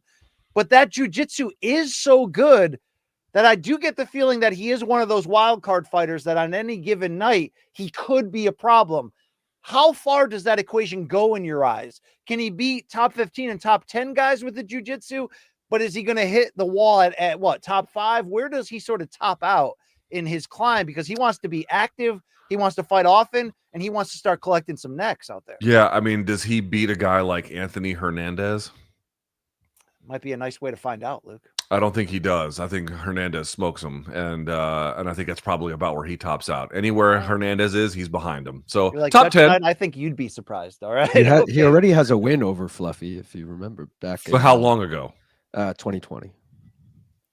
Fluffy's definitely. I think Fluffy's better now. Yeah, I think Fluffy's better now. But to your point, we could okay, fair enough. You could see where they're at and then go from there. I think Fluffy's better now. Yeah, I'll stick to that.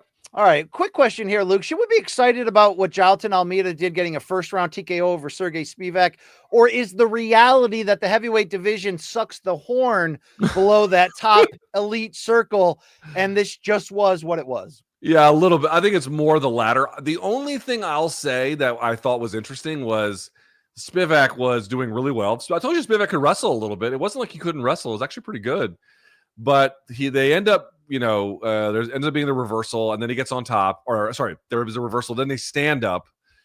And then when they stand up, Almeida hit him with the one-hitter quitter. I thought that was actually pretty impressive. He drilled him with a nice punch.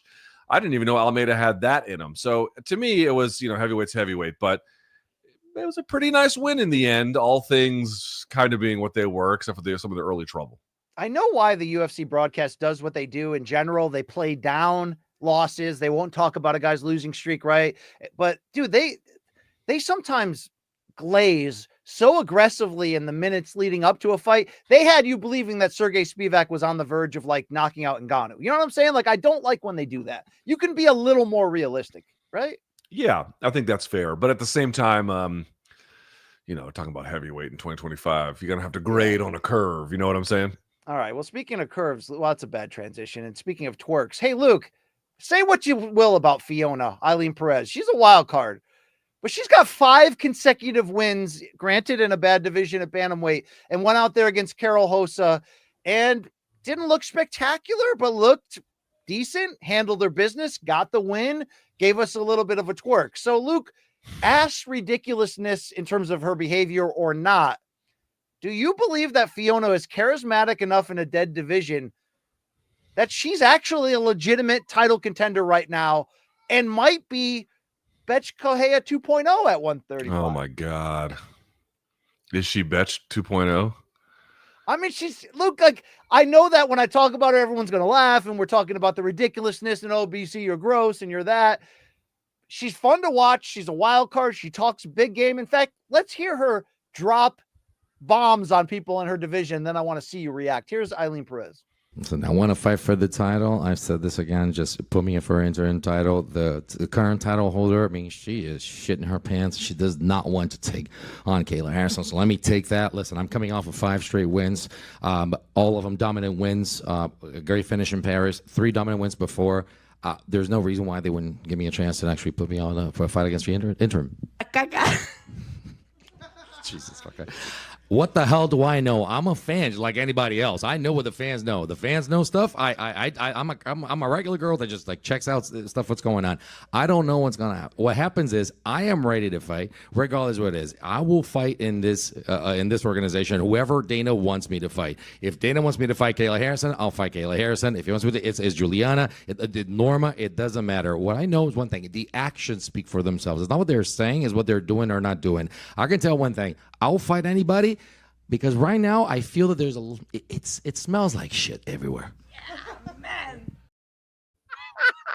So, Luke, in addition to the division smelling like shit, she's claiming Pena's afraid to fight Kayla and doesn't want to. She's willing to fight Kayla for the interim.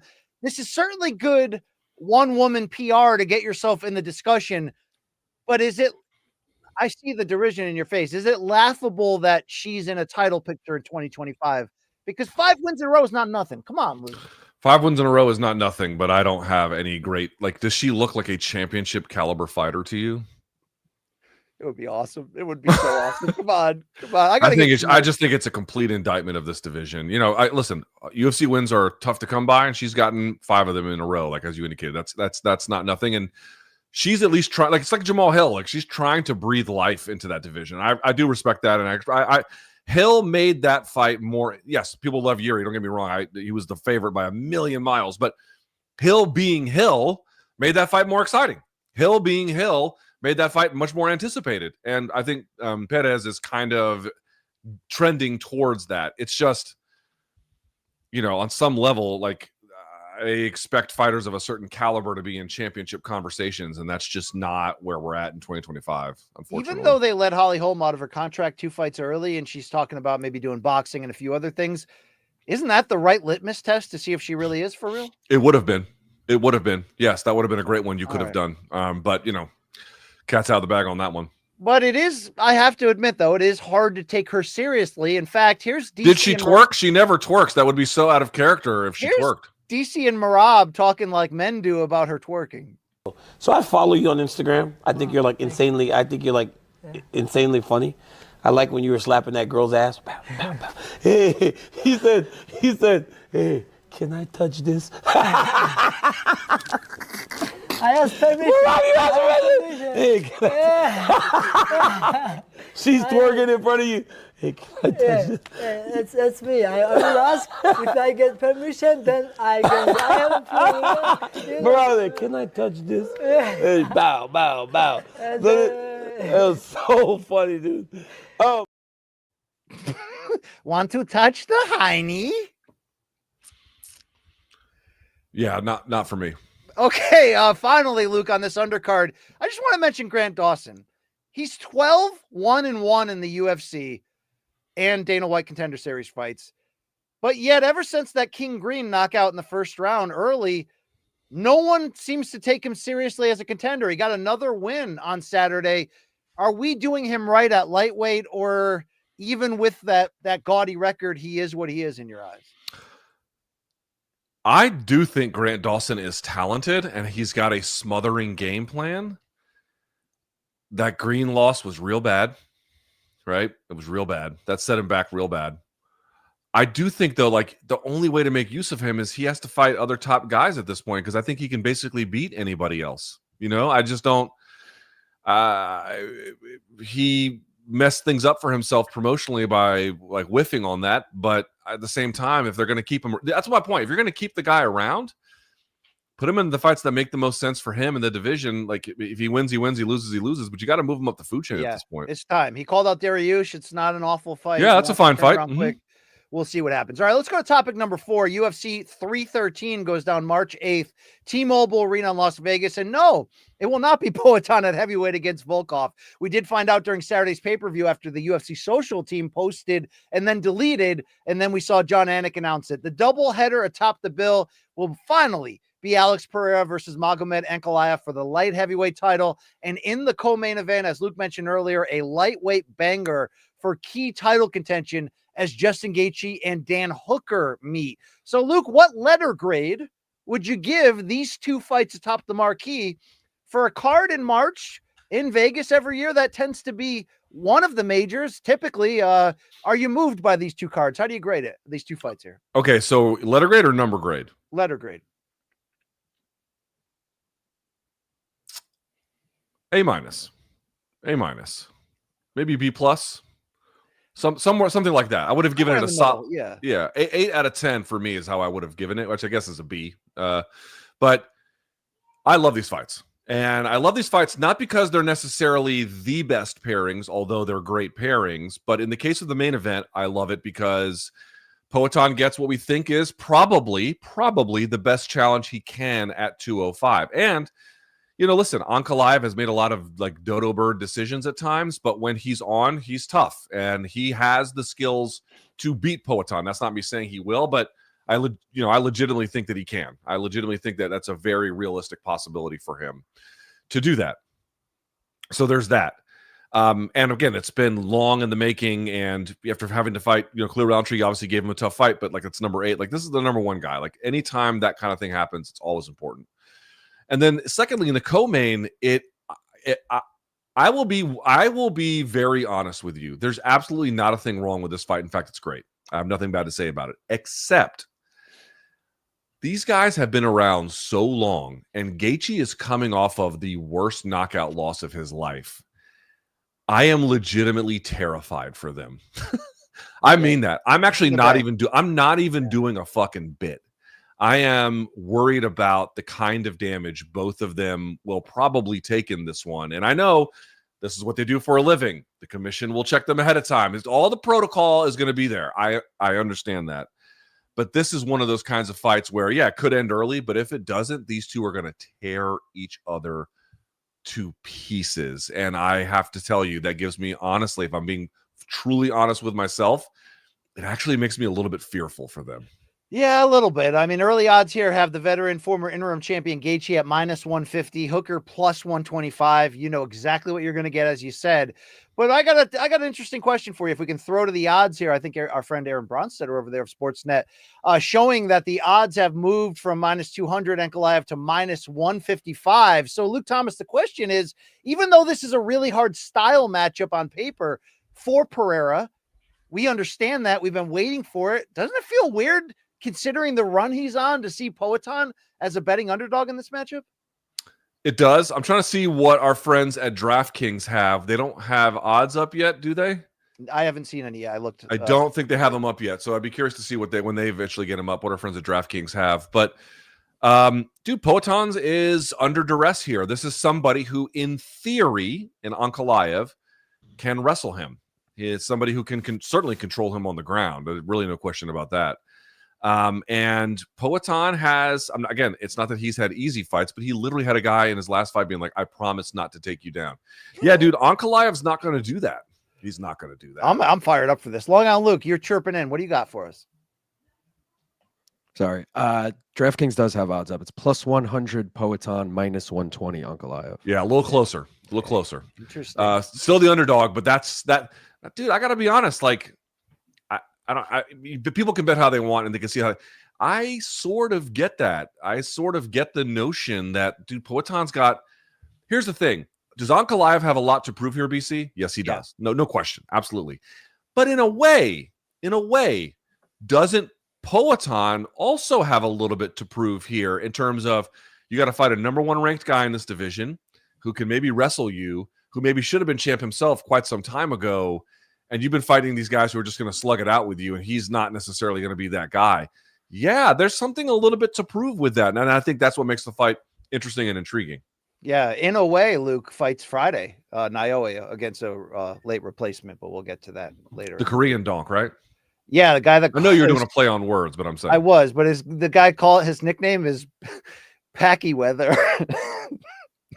I'm not kidding. Wait, like Pacquiao, but Packy Weather? Yeah, like Floyd and Manny's names together. Yeah, right. Mixing Pacquiao. All right, let's go. I love this doubleheader at 3:13. I'm excited for it. Let's go to the final topic, and this is actually a big one here. If you've been following boxing Twitter over the past week, and it's Turki Al-Sheikh teasing a 2025 buffet of blockbuster boxing matchups. So, Luke, I'm going to read just what has been teased by Turki and the outlets he represents, which is Ring Magazine, what have you, just in the last week here. And then I want to ask you a question.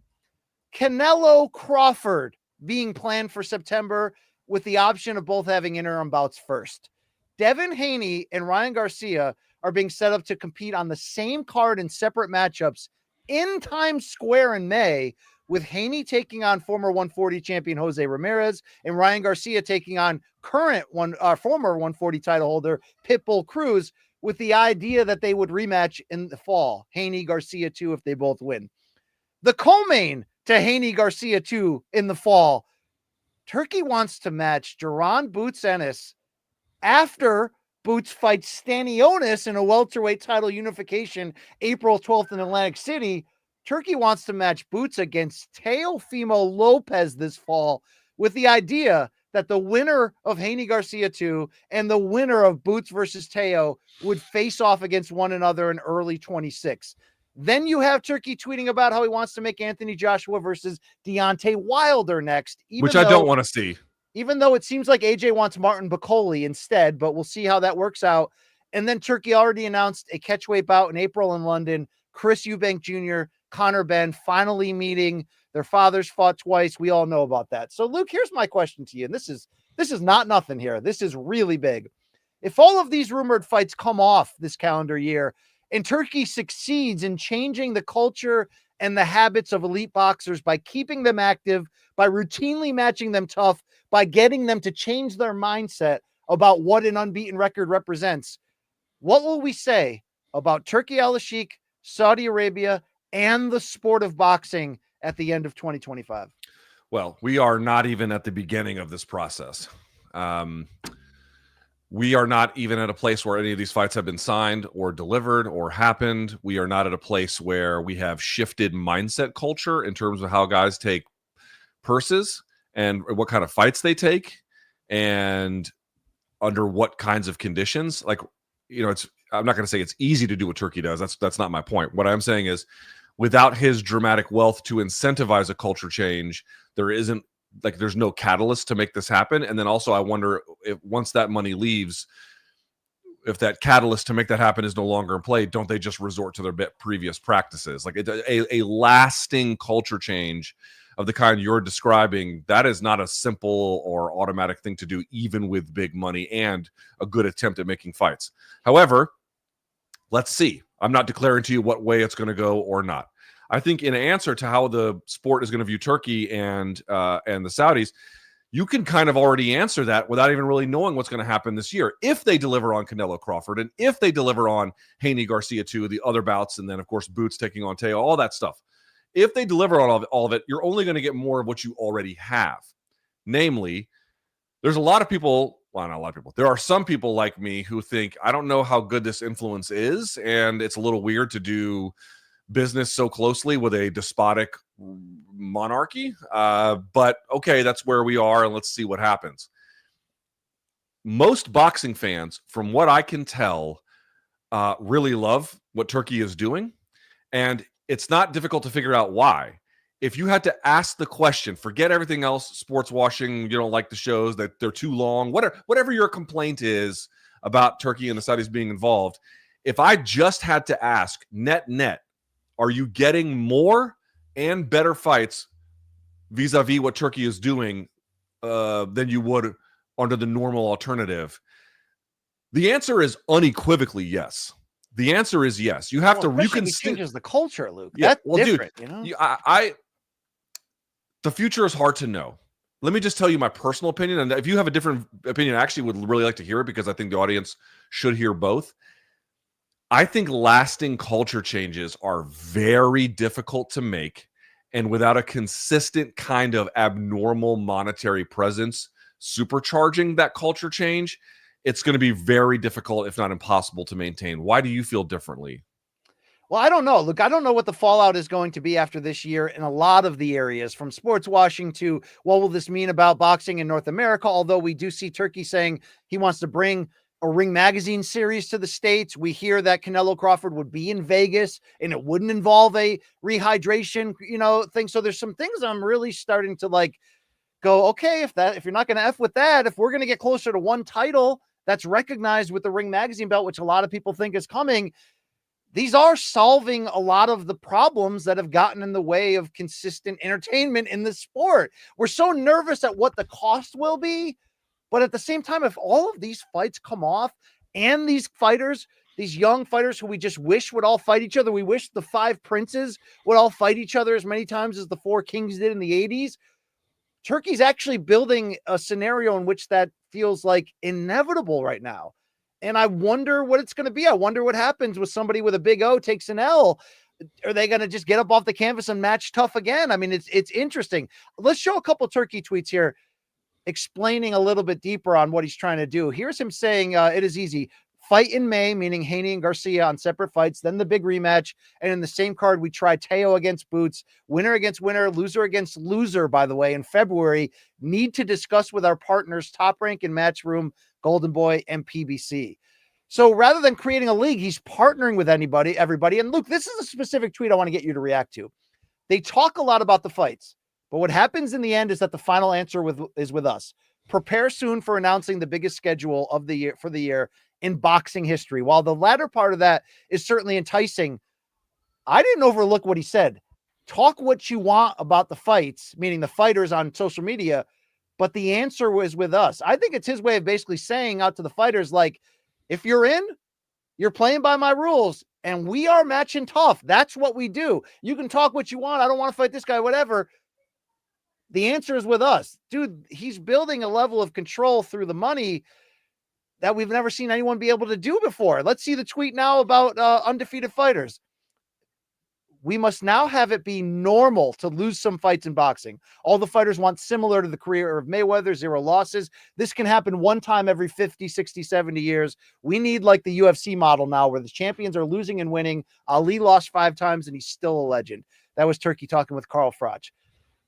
Luke, these are big statements. We haven't seen anyone in control in boxing with this much power in a long time, and we certainly haven't seen this express way of doing it, of like, let's go video game fun, fantasy matchmaking. And after you beat this guy, you're fighting that next guy. And if you lose to this guy, you're fighting the loser of that one.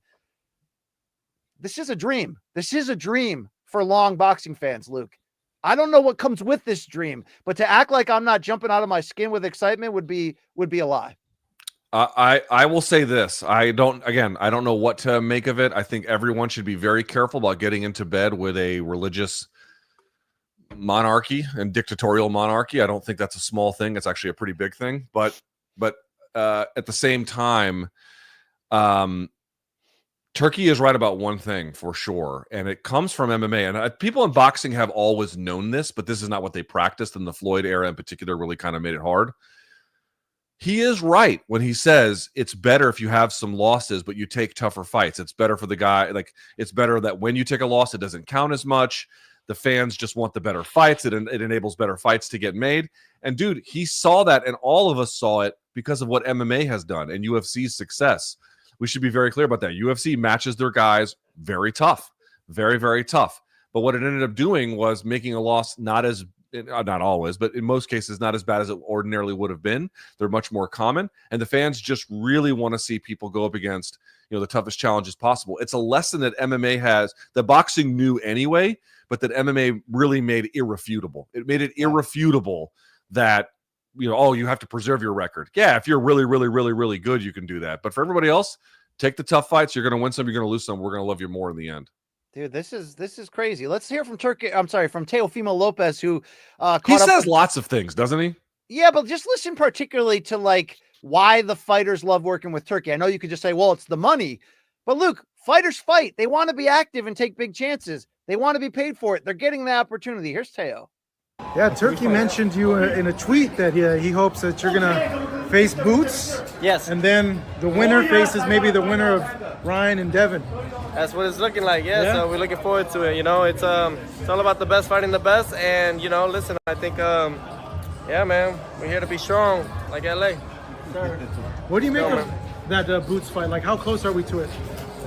The only thing now is just us winning our next fights. Yeah. That's it. That's as close as it's going to get until then. So you're having a fight before the Boots fight? Yes, I am. At 140 or 47? At 140, and then we go to 47. Okay. Yeah. Do you know who it's going to be? Is it like singled down to someone? Well, we're talking right now, Richardson Hitchens. We're going to unify. Oh, no way. Yeah. That's a good fight, bro. Yeah, so 2 world title fights lined up, and then, the prize fight. Man. When do you think that fight's going to happen with Richard Taylor? Man, stay tuned. That's all I can say. What do you think, like what, May? Very soon, very soon. That's the beauty about it. We're going to get everything done. So the whole goal is just getting everything done right now and finalized, and that my legal team is doing a great job, so that's it, really. I mean, look, imagine if this calendar year, Teo fights Richardson Hitchens to unify 140, then fights Boots, and if he wins, he sets up to fight the winner of Garcia Haney too. Ryan Garcia could fight Pitbull Cruz and then Devin Haney and then the winner of Boots versus Teo. I could name all the other young fighters and give you similar breakdowns. If that happens, or 80% of it happens, we're going to have the 1980s all over again. And it's going to, and it might be a great thing, Luke. There's a price that comes with this, but it's setting up right now. And as much as I don't like necessarily that you're announcing ahead of time, like, well, this guy's going to beat this guy and then he's going to fight this guy, it also does give you like a storyline and some connective tissue. You know what it leads to, what it builds to. I don't know, dude. It's getting pretty exciting. Okay, fighters are liking it. Let's see what they can come up with. They right. talking a good game, and they've delivered big. I admit. Let's see what happens. Final bit here. TMZ caught up with Canelo to talk about Bud Crawford, which seems to be fairly confident across the boxing world that we're headed this way for September. No catch weight or no rehydration clause. Here's Canelo, who started to dunk on Bud a little bit. Are you tired of people asking you about Terrence yet?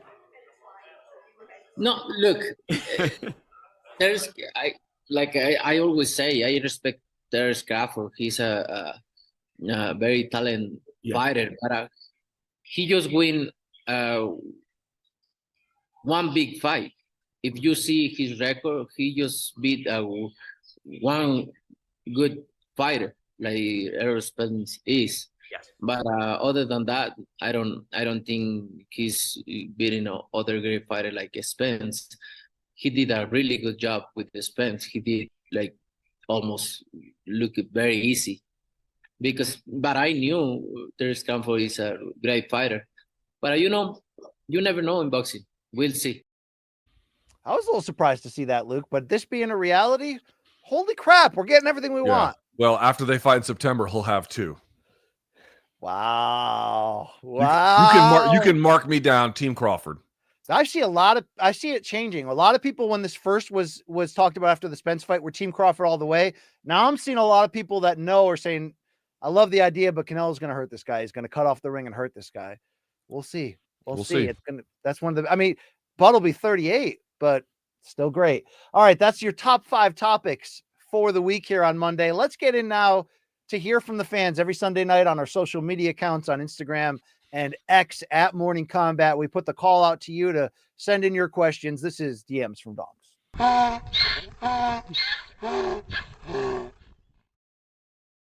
Wow, that was gross. From Cha_Vita, would you guys be excited for Jiri Prochazka versus Israel Adesanya at 205? And if so, who do you think would win? Ooh, I actually think it's a tough fight for Izzy at 205. Damn right. Yeah, I'd probably pick Jiri at that one. I think I think Izzy would still land on him, but him willing to take a punch from a natural middleweight and walk through it to then land big on Izzy, I think would work.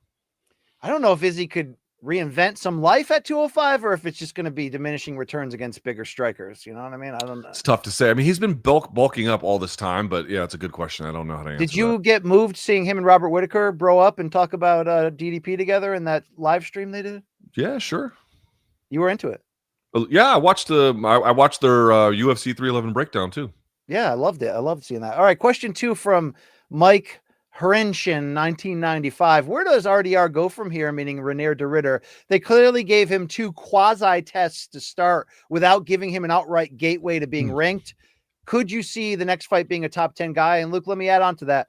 Who is the opponent that you think is next for RDR to challenge himself against? Definitely not Bo Nickel, because Bo won't go to the ground with him. So let's do it. You know what? Where is Hernandez ranked? 12th. Let's do that one. Not Shara Bullet at 14, not Michel Pereira at 15. Let's do Hernandez. What about Paulo Costa at 11? What about that? You could do that one too. I like the idea of a rematch. I like the idea of what Hernandez brings at this point. I think it's a great test to see where both of them are at. I got it. Vittori at 5 because he's ranked higher than he should be. 5? You're going to give that guy a guy in the top 5? Let's find out. Vittori's an interesting style matchup for him. Let's find out. I think Vittori lumps him up. All right. Well, I got to see that happen. Let's go to flannels and jits. You should probably wash those. With the NCAA deciding to make women's wrestling an official D1 sport, how much will this impact women's MMA in the next few years? Look, this is a great question. It is a good question, and they did it for I think all 3 levels: Division 1, 2, and 3, I believe. But I have to double check. But I think it's big, BC. I mean, women's MMA is still behind the men's game, both in terms of how many people compete, how many divisions, how much money is there. But it's still ahead of a lot of other opportunities that these women would otherwise not get. It's still another outlet. Now, of course, NIL will play a role as they kind of formalize the architecture, so to speak, of women's wrestling in collegiate athletics. But I think it actually makes it more likely they either go into jiu-jitsu or MMA, but that they continue a combat sports career after that. I think and remember, MMA gyms will sometimes go to Division 1 qualifiers or national championships to even recruit. So like a lot going on here with what could happen. Yeah, I like this development. This is good stuff out of here. This will inevitably increase the flow of good athletes coming to women's MMA, and the time is right, because you could say women's MMA is hitting a yeah, it sucks right now. It sucks right now. Number 4 is from Stephen Armitage 89. 2-part question from me. First, how big was LT's bonaire during the Commanders Lions game? And second, does a win against Hooker put Gaethje back in the title picture? It does, doesn't it? I think it does. It probably does, because Islam has not fought Gaethje. That's correct, right? Right. He hasn't. And again, they have the same manager and stuff, so who knows? But the answer is yes. Dude, I will tell you about this Commander season, man. Like, I had some hope for them. But, dude, they just keep doing things that I keep waiting for the season to be over, and it just never – it just keeps going. It just keeps going. Dan Snyder's bitter? He has to be absolutely livid. The minute that he leaves, everything like Cinderella, the pumpkin goes away, and everything just becomes so nice, and like the fan base comes. Dude, it's not just like the team is performing well. Like, people want to go to Commanders games again. People are happy. Dude, he did so much damage over the course of his 20 years. So I'll just say this: did I think they were going to beat the Lions? Fuck no, I didn't think they were going to beat the Lions. They hung 45 on him. So I don't know what's possible, BC, but I'm enjoying the ride, and I'm so happy about it. Is it next week, the NFC Championship? Yeah, against the Eagles. Eagles. Can they beat them? They already beat him once. Granted, they beat him when Jalen Hurts was out, but he got hurt in this game. I don't know if he's going to be there next week either. And I think when Jaden Daniels is on, he can outplay any offense in that league. I believe that, or any defense. Excuse me. With the joy that you could undergo in the Commanders winning the Super Bowl this year, is the level of joy higher than the level of heartbreak would be if they lost to the Bills in the Super Bowl? I'm just going to be completely honest with you. I don't have any. They have vastly exceeded my expectations already. This is all just bonus time. I honestly didn't think since the 90s anyway that I was ever going to see the Commanders win a Super Bowl. It's not even fathomable to me, because it hasn't been for all of my adult life. So we'll just see. But like, to me, I'm just telling you, they could lose on, obviously I don't want them to lose, but they could lose. And I am so happy with how everything has gone for this rookie season and this new team. So the last time they won was the 91 regular season with Mark Rippon's acne. Is that correct? I mean, I don't know if it was with his acne, but it was Mark Ripon. He had a career year that year, Luke. He made who was the receiver that took advantage of that mostly? Art Monk. He was old, but the other guy, 82. You know what I'm talking about. I'm not sure. I mean, Riggins was the running back, basically. Not in 91. 91. Not 91, but like the famous, like. They had Biner and old Gerald Riggs and yes. Yeah, I forgot. Gary Clark. Gary Clark. Thank you. Yes, good call. Not the guitarist Gary Clark Jr. Good call. But yeah, Good okay. Final question comes to us from the main card minute. Why do we give them favorite flavor gummy? Like, this is something we like. What is it? Sour watermelon? Like, this is like asking what your favorite flavor of Mad Dog 2020 is. It doesn't matter. You're drinking Mad Dog 2020. Yeah, that's your answer. All right, peach mango. I go with sour watermelon. That seems like a fantastic flavor. Yeah, but it's the most artificial sour watermelon flavor imaginable. That's but the vape flavors you choose are always like. Yeah, this is also a ridiculous thing that I do. I mean, but they're not like, favorite. Like, I don't know. It's a weird question to ask. Why can't you get a vape sponsorship? Why can you not? I probably could if I tried, right? Yeah. Well, it would increase the likelihood of your early death. That's okay. All right. I got one more segment for you, and it's where, oh, by the way, thank you for your DM questions. morningkombat@gmail.com. We do fan subs and dead wrong on Friday. I know Daz will mahalo us there. So if you want to get involved, email the show right there, but do not send Mikey a piece of your genitalia. Thank you. All right. Final segment. We're your boy, scoured the globe, right? For the highs and lows, the good, the bad, the ugly, the in-between in the worlds of combat sports and beyond. We call this, Have You Seen? Ooh.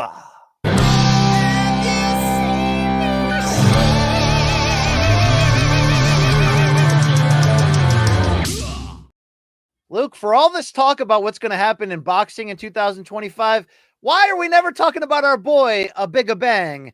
Zhilei Zhang has a new catchphrase, baby. It's not Chinese power. It's this one. Do you have anything to say to Ajit Caballel? I'm Bigga Bang. I ban you. No delay.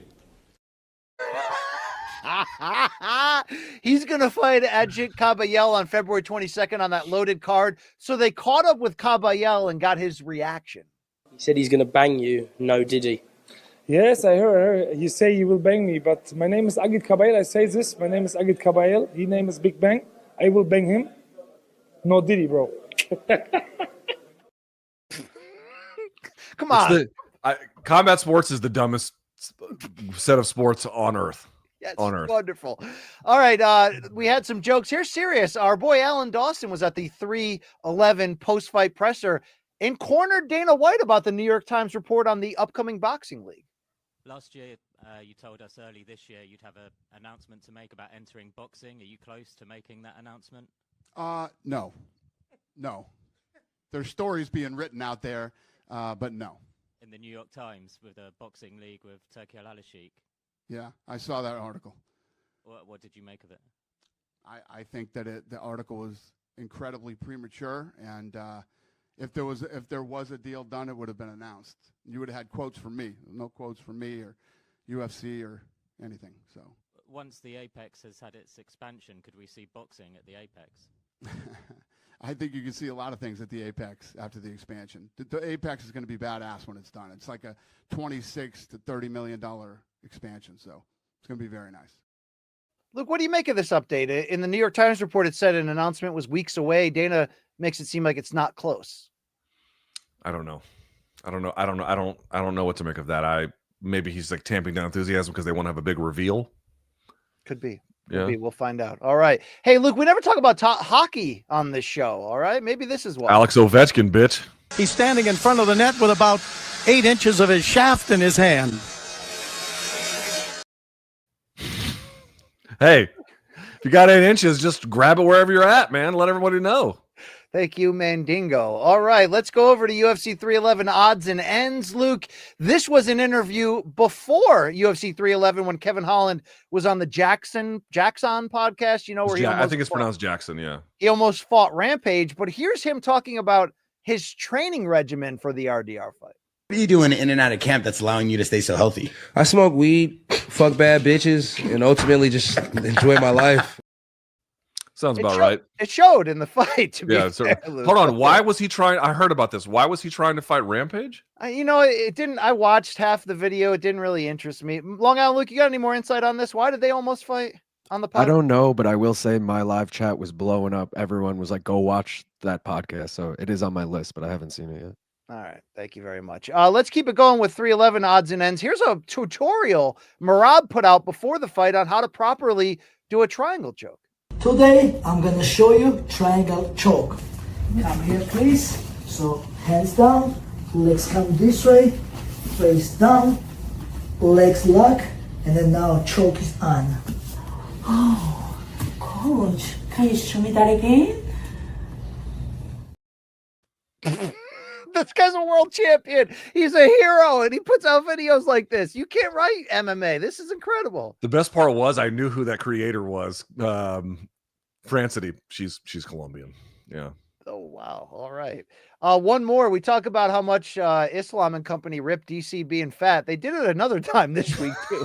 It's like, it's impossible. You go to Las Vegas. Why Las Vegas is... It's very far. 50 minutes by fly from your house. Yeah. Why not jump? But if I go to the fly, I never know if maybe they throw me out. No. They throw me out. This is the craziest situation. In emergency, you can help people. Bro, why they kick him out like this crazy? Why they do this to my guy? I don't know. Bro, this is number one bullshit. Yeah, disrespect. For sure, disrespect. Brother, I understand if they kick you out from this emergency because you're so big, maybe. Don't do that. Don't be disrespectful. Don't be disrespectful. No, I can help because you need strength to pull the bar. Oh, you're a little bit big now. You cannot move too much. No, but all you got to do is pull the lever. That's it. But people have to go from this side. But yeah, but once I pull, I go. You go first. I go first. Dude, we got to show Islam the picture of him in that WWE referee shirt in the next interview and get his take on it. You know, I cannot wait to hear Islam roast him. All right, Luke. You know, people that are shorter than people realize that are celebrities. You know, they have this trick where they take pictures and they stand on their toes. Yeah, Dave Portnoy does it. Yeah, he does that. Let's watch this. So here's some pics of him taking pictures with fans. But you know, there was one picture where he didn't stand on his toes. Did you see it? Was it next to Danny DeVito or something? Close, Luke. Here's some footage. Yep, see, on his toes. Take a picture with fans. These are all athletes, though. Don't let him know you. Oh boy, that flat-footed. Luke, flat-footed. Okay, you got me. I didn't know that was coming. That's okay. That's funny. That's funny. That's a good All one. right. Luke, do you ever imagine when you look at your teachers when you're in school, you ever imagine what it sounds like when they fart?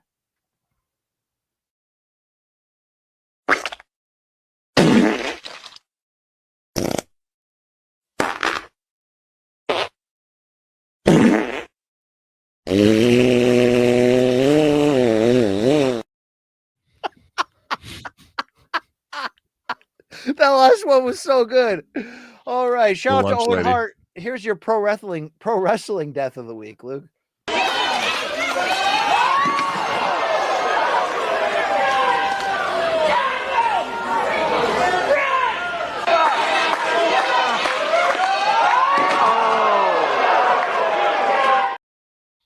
Bill's Mafia, baby. They're everywhere, Luke. If that was Bill's Mafia, I would have cheered it. I actually feel bad for that guy. Bill's Mafia, I don't feel bad for. Like, they just get frostbite and paralyze yourself, you fucking oafs.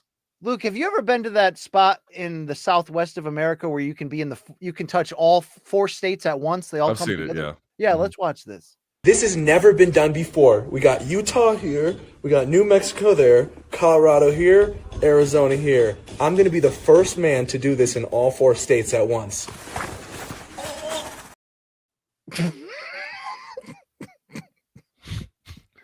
How high were you when you put this together? Well, Luke, in honor of Inauguration Day today, we have a classic John F. Kennedy speech that people don't play that much. They should. As Americans and as a people of kind hearts, we'll focus all efforts to thwarting the division that comes from Candace. Who's Candace?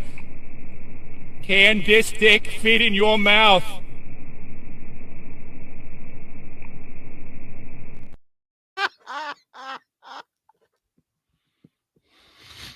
Okay, so we got the answer. You were very high when you put this together. All right, let's keep it going. Look, this is wild. Okay, stay right where you're at, okay? No, don't move, man. Don't move. Stay down. Stay, you're bleeding badly. You're bleeding bad. No, stay. Please, sit down. No. Sit down, bro. Just stay here, brother. There's help on the way. There's help on the way. There's help on the way, brother. It's okay. It's okay. Hey, you're going to get hit again, man. Oh, my God, no. He's going to get hit again. No. He's on his way out of here. Hell no. Hell no.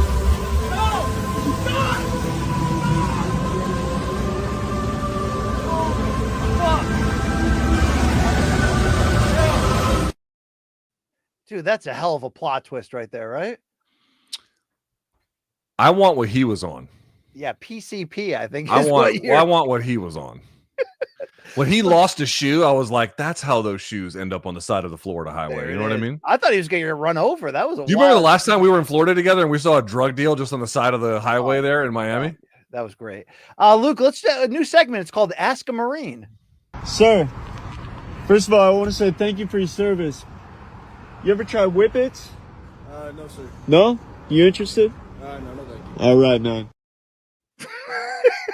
Hey, you want to run a train on Osborne? Yeah, actually. Yeah, he would have said yes. That was a Lance Corporal. That's an 03. That's a non-rate, basically. All right. Hey, Luke, Reggie Jackson, as I mentioned on my live chat last week, is he's in some hot water in this house, Luke. They want him gone. All right. He's been keeping everybody up all night. But here's who he should aspire to be. Yo, look at this motherfucker. Look at that. Damn, son. That is awesome right there. All right. Let's go to the disco. I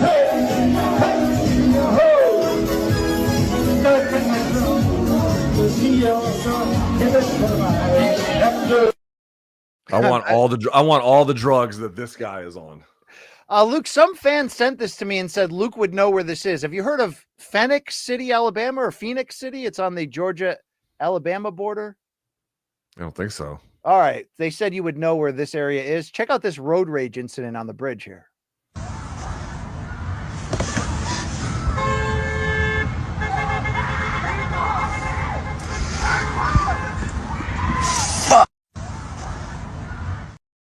Damn, right? I don't know where that is. I don't have any knowledge of the Alabama-Georgia border very much, but that looks about right. Yeah, indeed. Let's go to your hat of the week. Roses are red, violets are blue. I eat coochie and booty hole too. Luke, you know what the kids today won't understand? The fun of prank calling, pre-caller ID. You remember those back in the day? Yes, I do. But there are still Bart Simpson type ways that you can pull it off. Let's watch. I was just wondering if you can call for my brother to meet me up here real quick. Okay. Okay. What's your brother's name? His last name is Owners. First name is Gabe. Attention customers, meet your party. Gabe Owners. Gabe Owners. You know where this is. I just choked on something. Gay boners. Sorry, Luke. You know, you try, you never know where it's going to go. But hey, TikTok withdrawal was serious over the last 24 hours, right? Right, Luke? I guess. But then Trump saved the day. Let's hear this gentleman. I don't give a fuck if TikTok's getting banned and millions of Americans are sliding into some type of detox they don't understand. I'm a professional quitter. I've cold turkeyed heroin, Oxycontin, methadone. This is just another day at the office for me. Ni hao. Terrific. Don't be a pussy. Luke, that could end up being you if your life goes in the wrong direction. Why does he have 2 egg rolls on the ground? That's the part I didn't get. Yeah, he dropped a knee house, so I think that was him eating Chinese food, and I didn't understand it either. He had some lo mein in his hand. Yeah, we got one more for you, Luke. You got to be careful moving couches. Oh, he's about to get it. Bop. Oh. Yeah, hit him with the bop gun. Bop. Oh, and I dubbed the Unforgiven, bitch. Yeah, that was an eclectic mix of my ish. I hope you saw That's a solid C-. That was not your best bet. All right, in the 8th row, it all looked great though. I have to tell you, I was like, this might be the best one ever. A reminder: today's episode of Morning Kombat has been brought to you by DraftKings. DraftKings, the crown is yours. Download the DraftKings Sportsbook app today. And a reminder, our great friends over there at Magic Spoon, you can check it out by going to magicspoon.com/combat with a K. Get $5 off your first purchase of their 0 sugar, high protein energy bars, cereal, all that, and then some. Tall, pale, and handsome. I have been your host, Brian Campbell. Yeah, all right. Luke Thomas, what do you have to say for the people after 2 hours? We love you. Thank you for joining us. We'll be back on Friday. We'll get you ready for PFL, which has a couple of good fights, maybe 3 good fights this weekend. One really good fight this weekend. Yes. Anyway, fights Friday morning on ESPN. And Darren Till knocked out Anthony Taylor last week, but I don't think you cared. And isn't there another big fight this weekend? BKFC, I think, is this weekend, no? Yeah, Knucklemania this weekend. That's right. Yeah. Yes. So that's BKFC is this weekend, and should be interesting. all right. We'll get to all that ish on Friday. Long Island Luke of the Main Card Minute. Anything else to say? No. No, nothing really. Great show. That's it. All right. Well, somebody's. That's about it. All right. Take care of yourselves, guys. Enjoy the week and check out what we got going on our solo channels. But until then, we are out of here.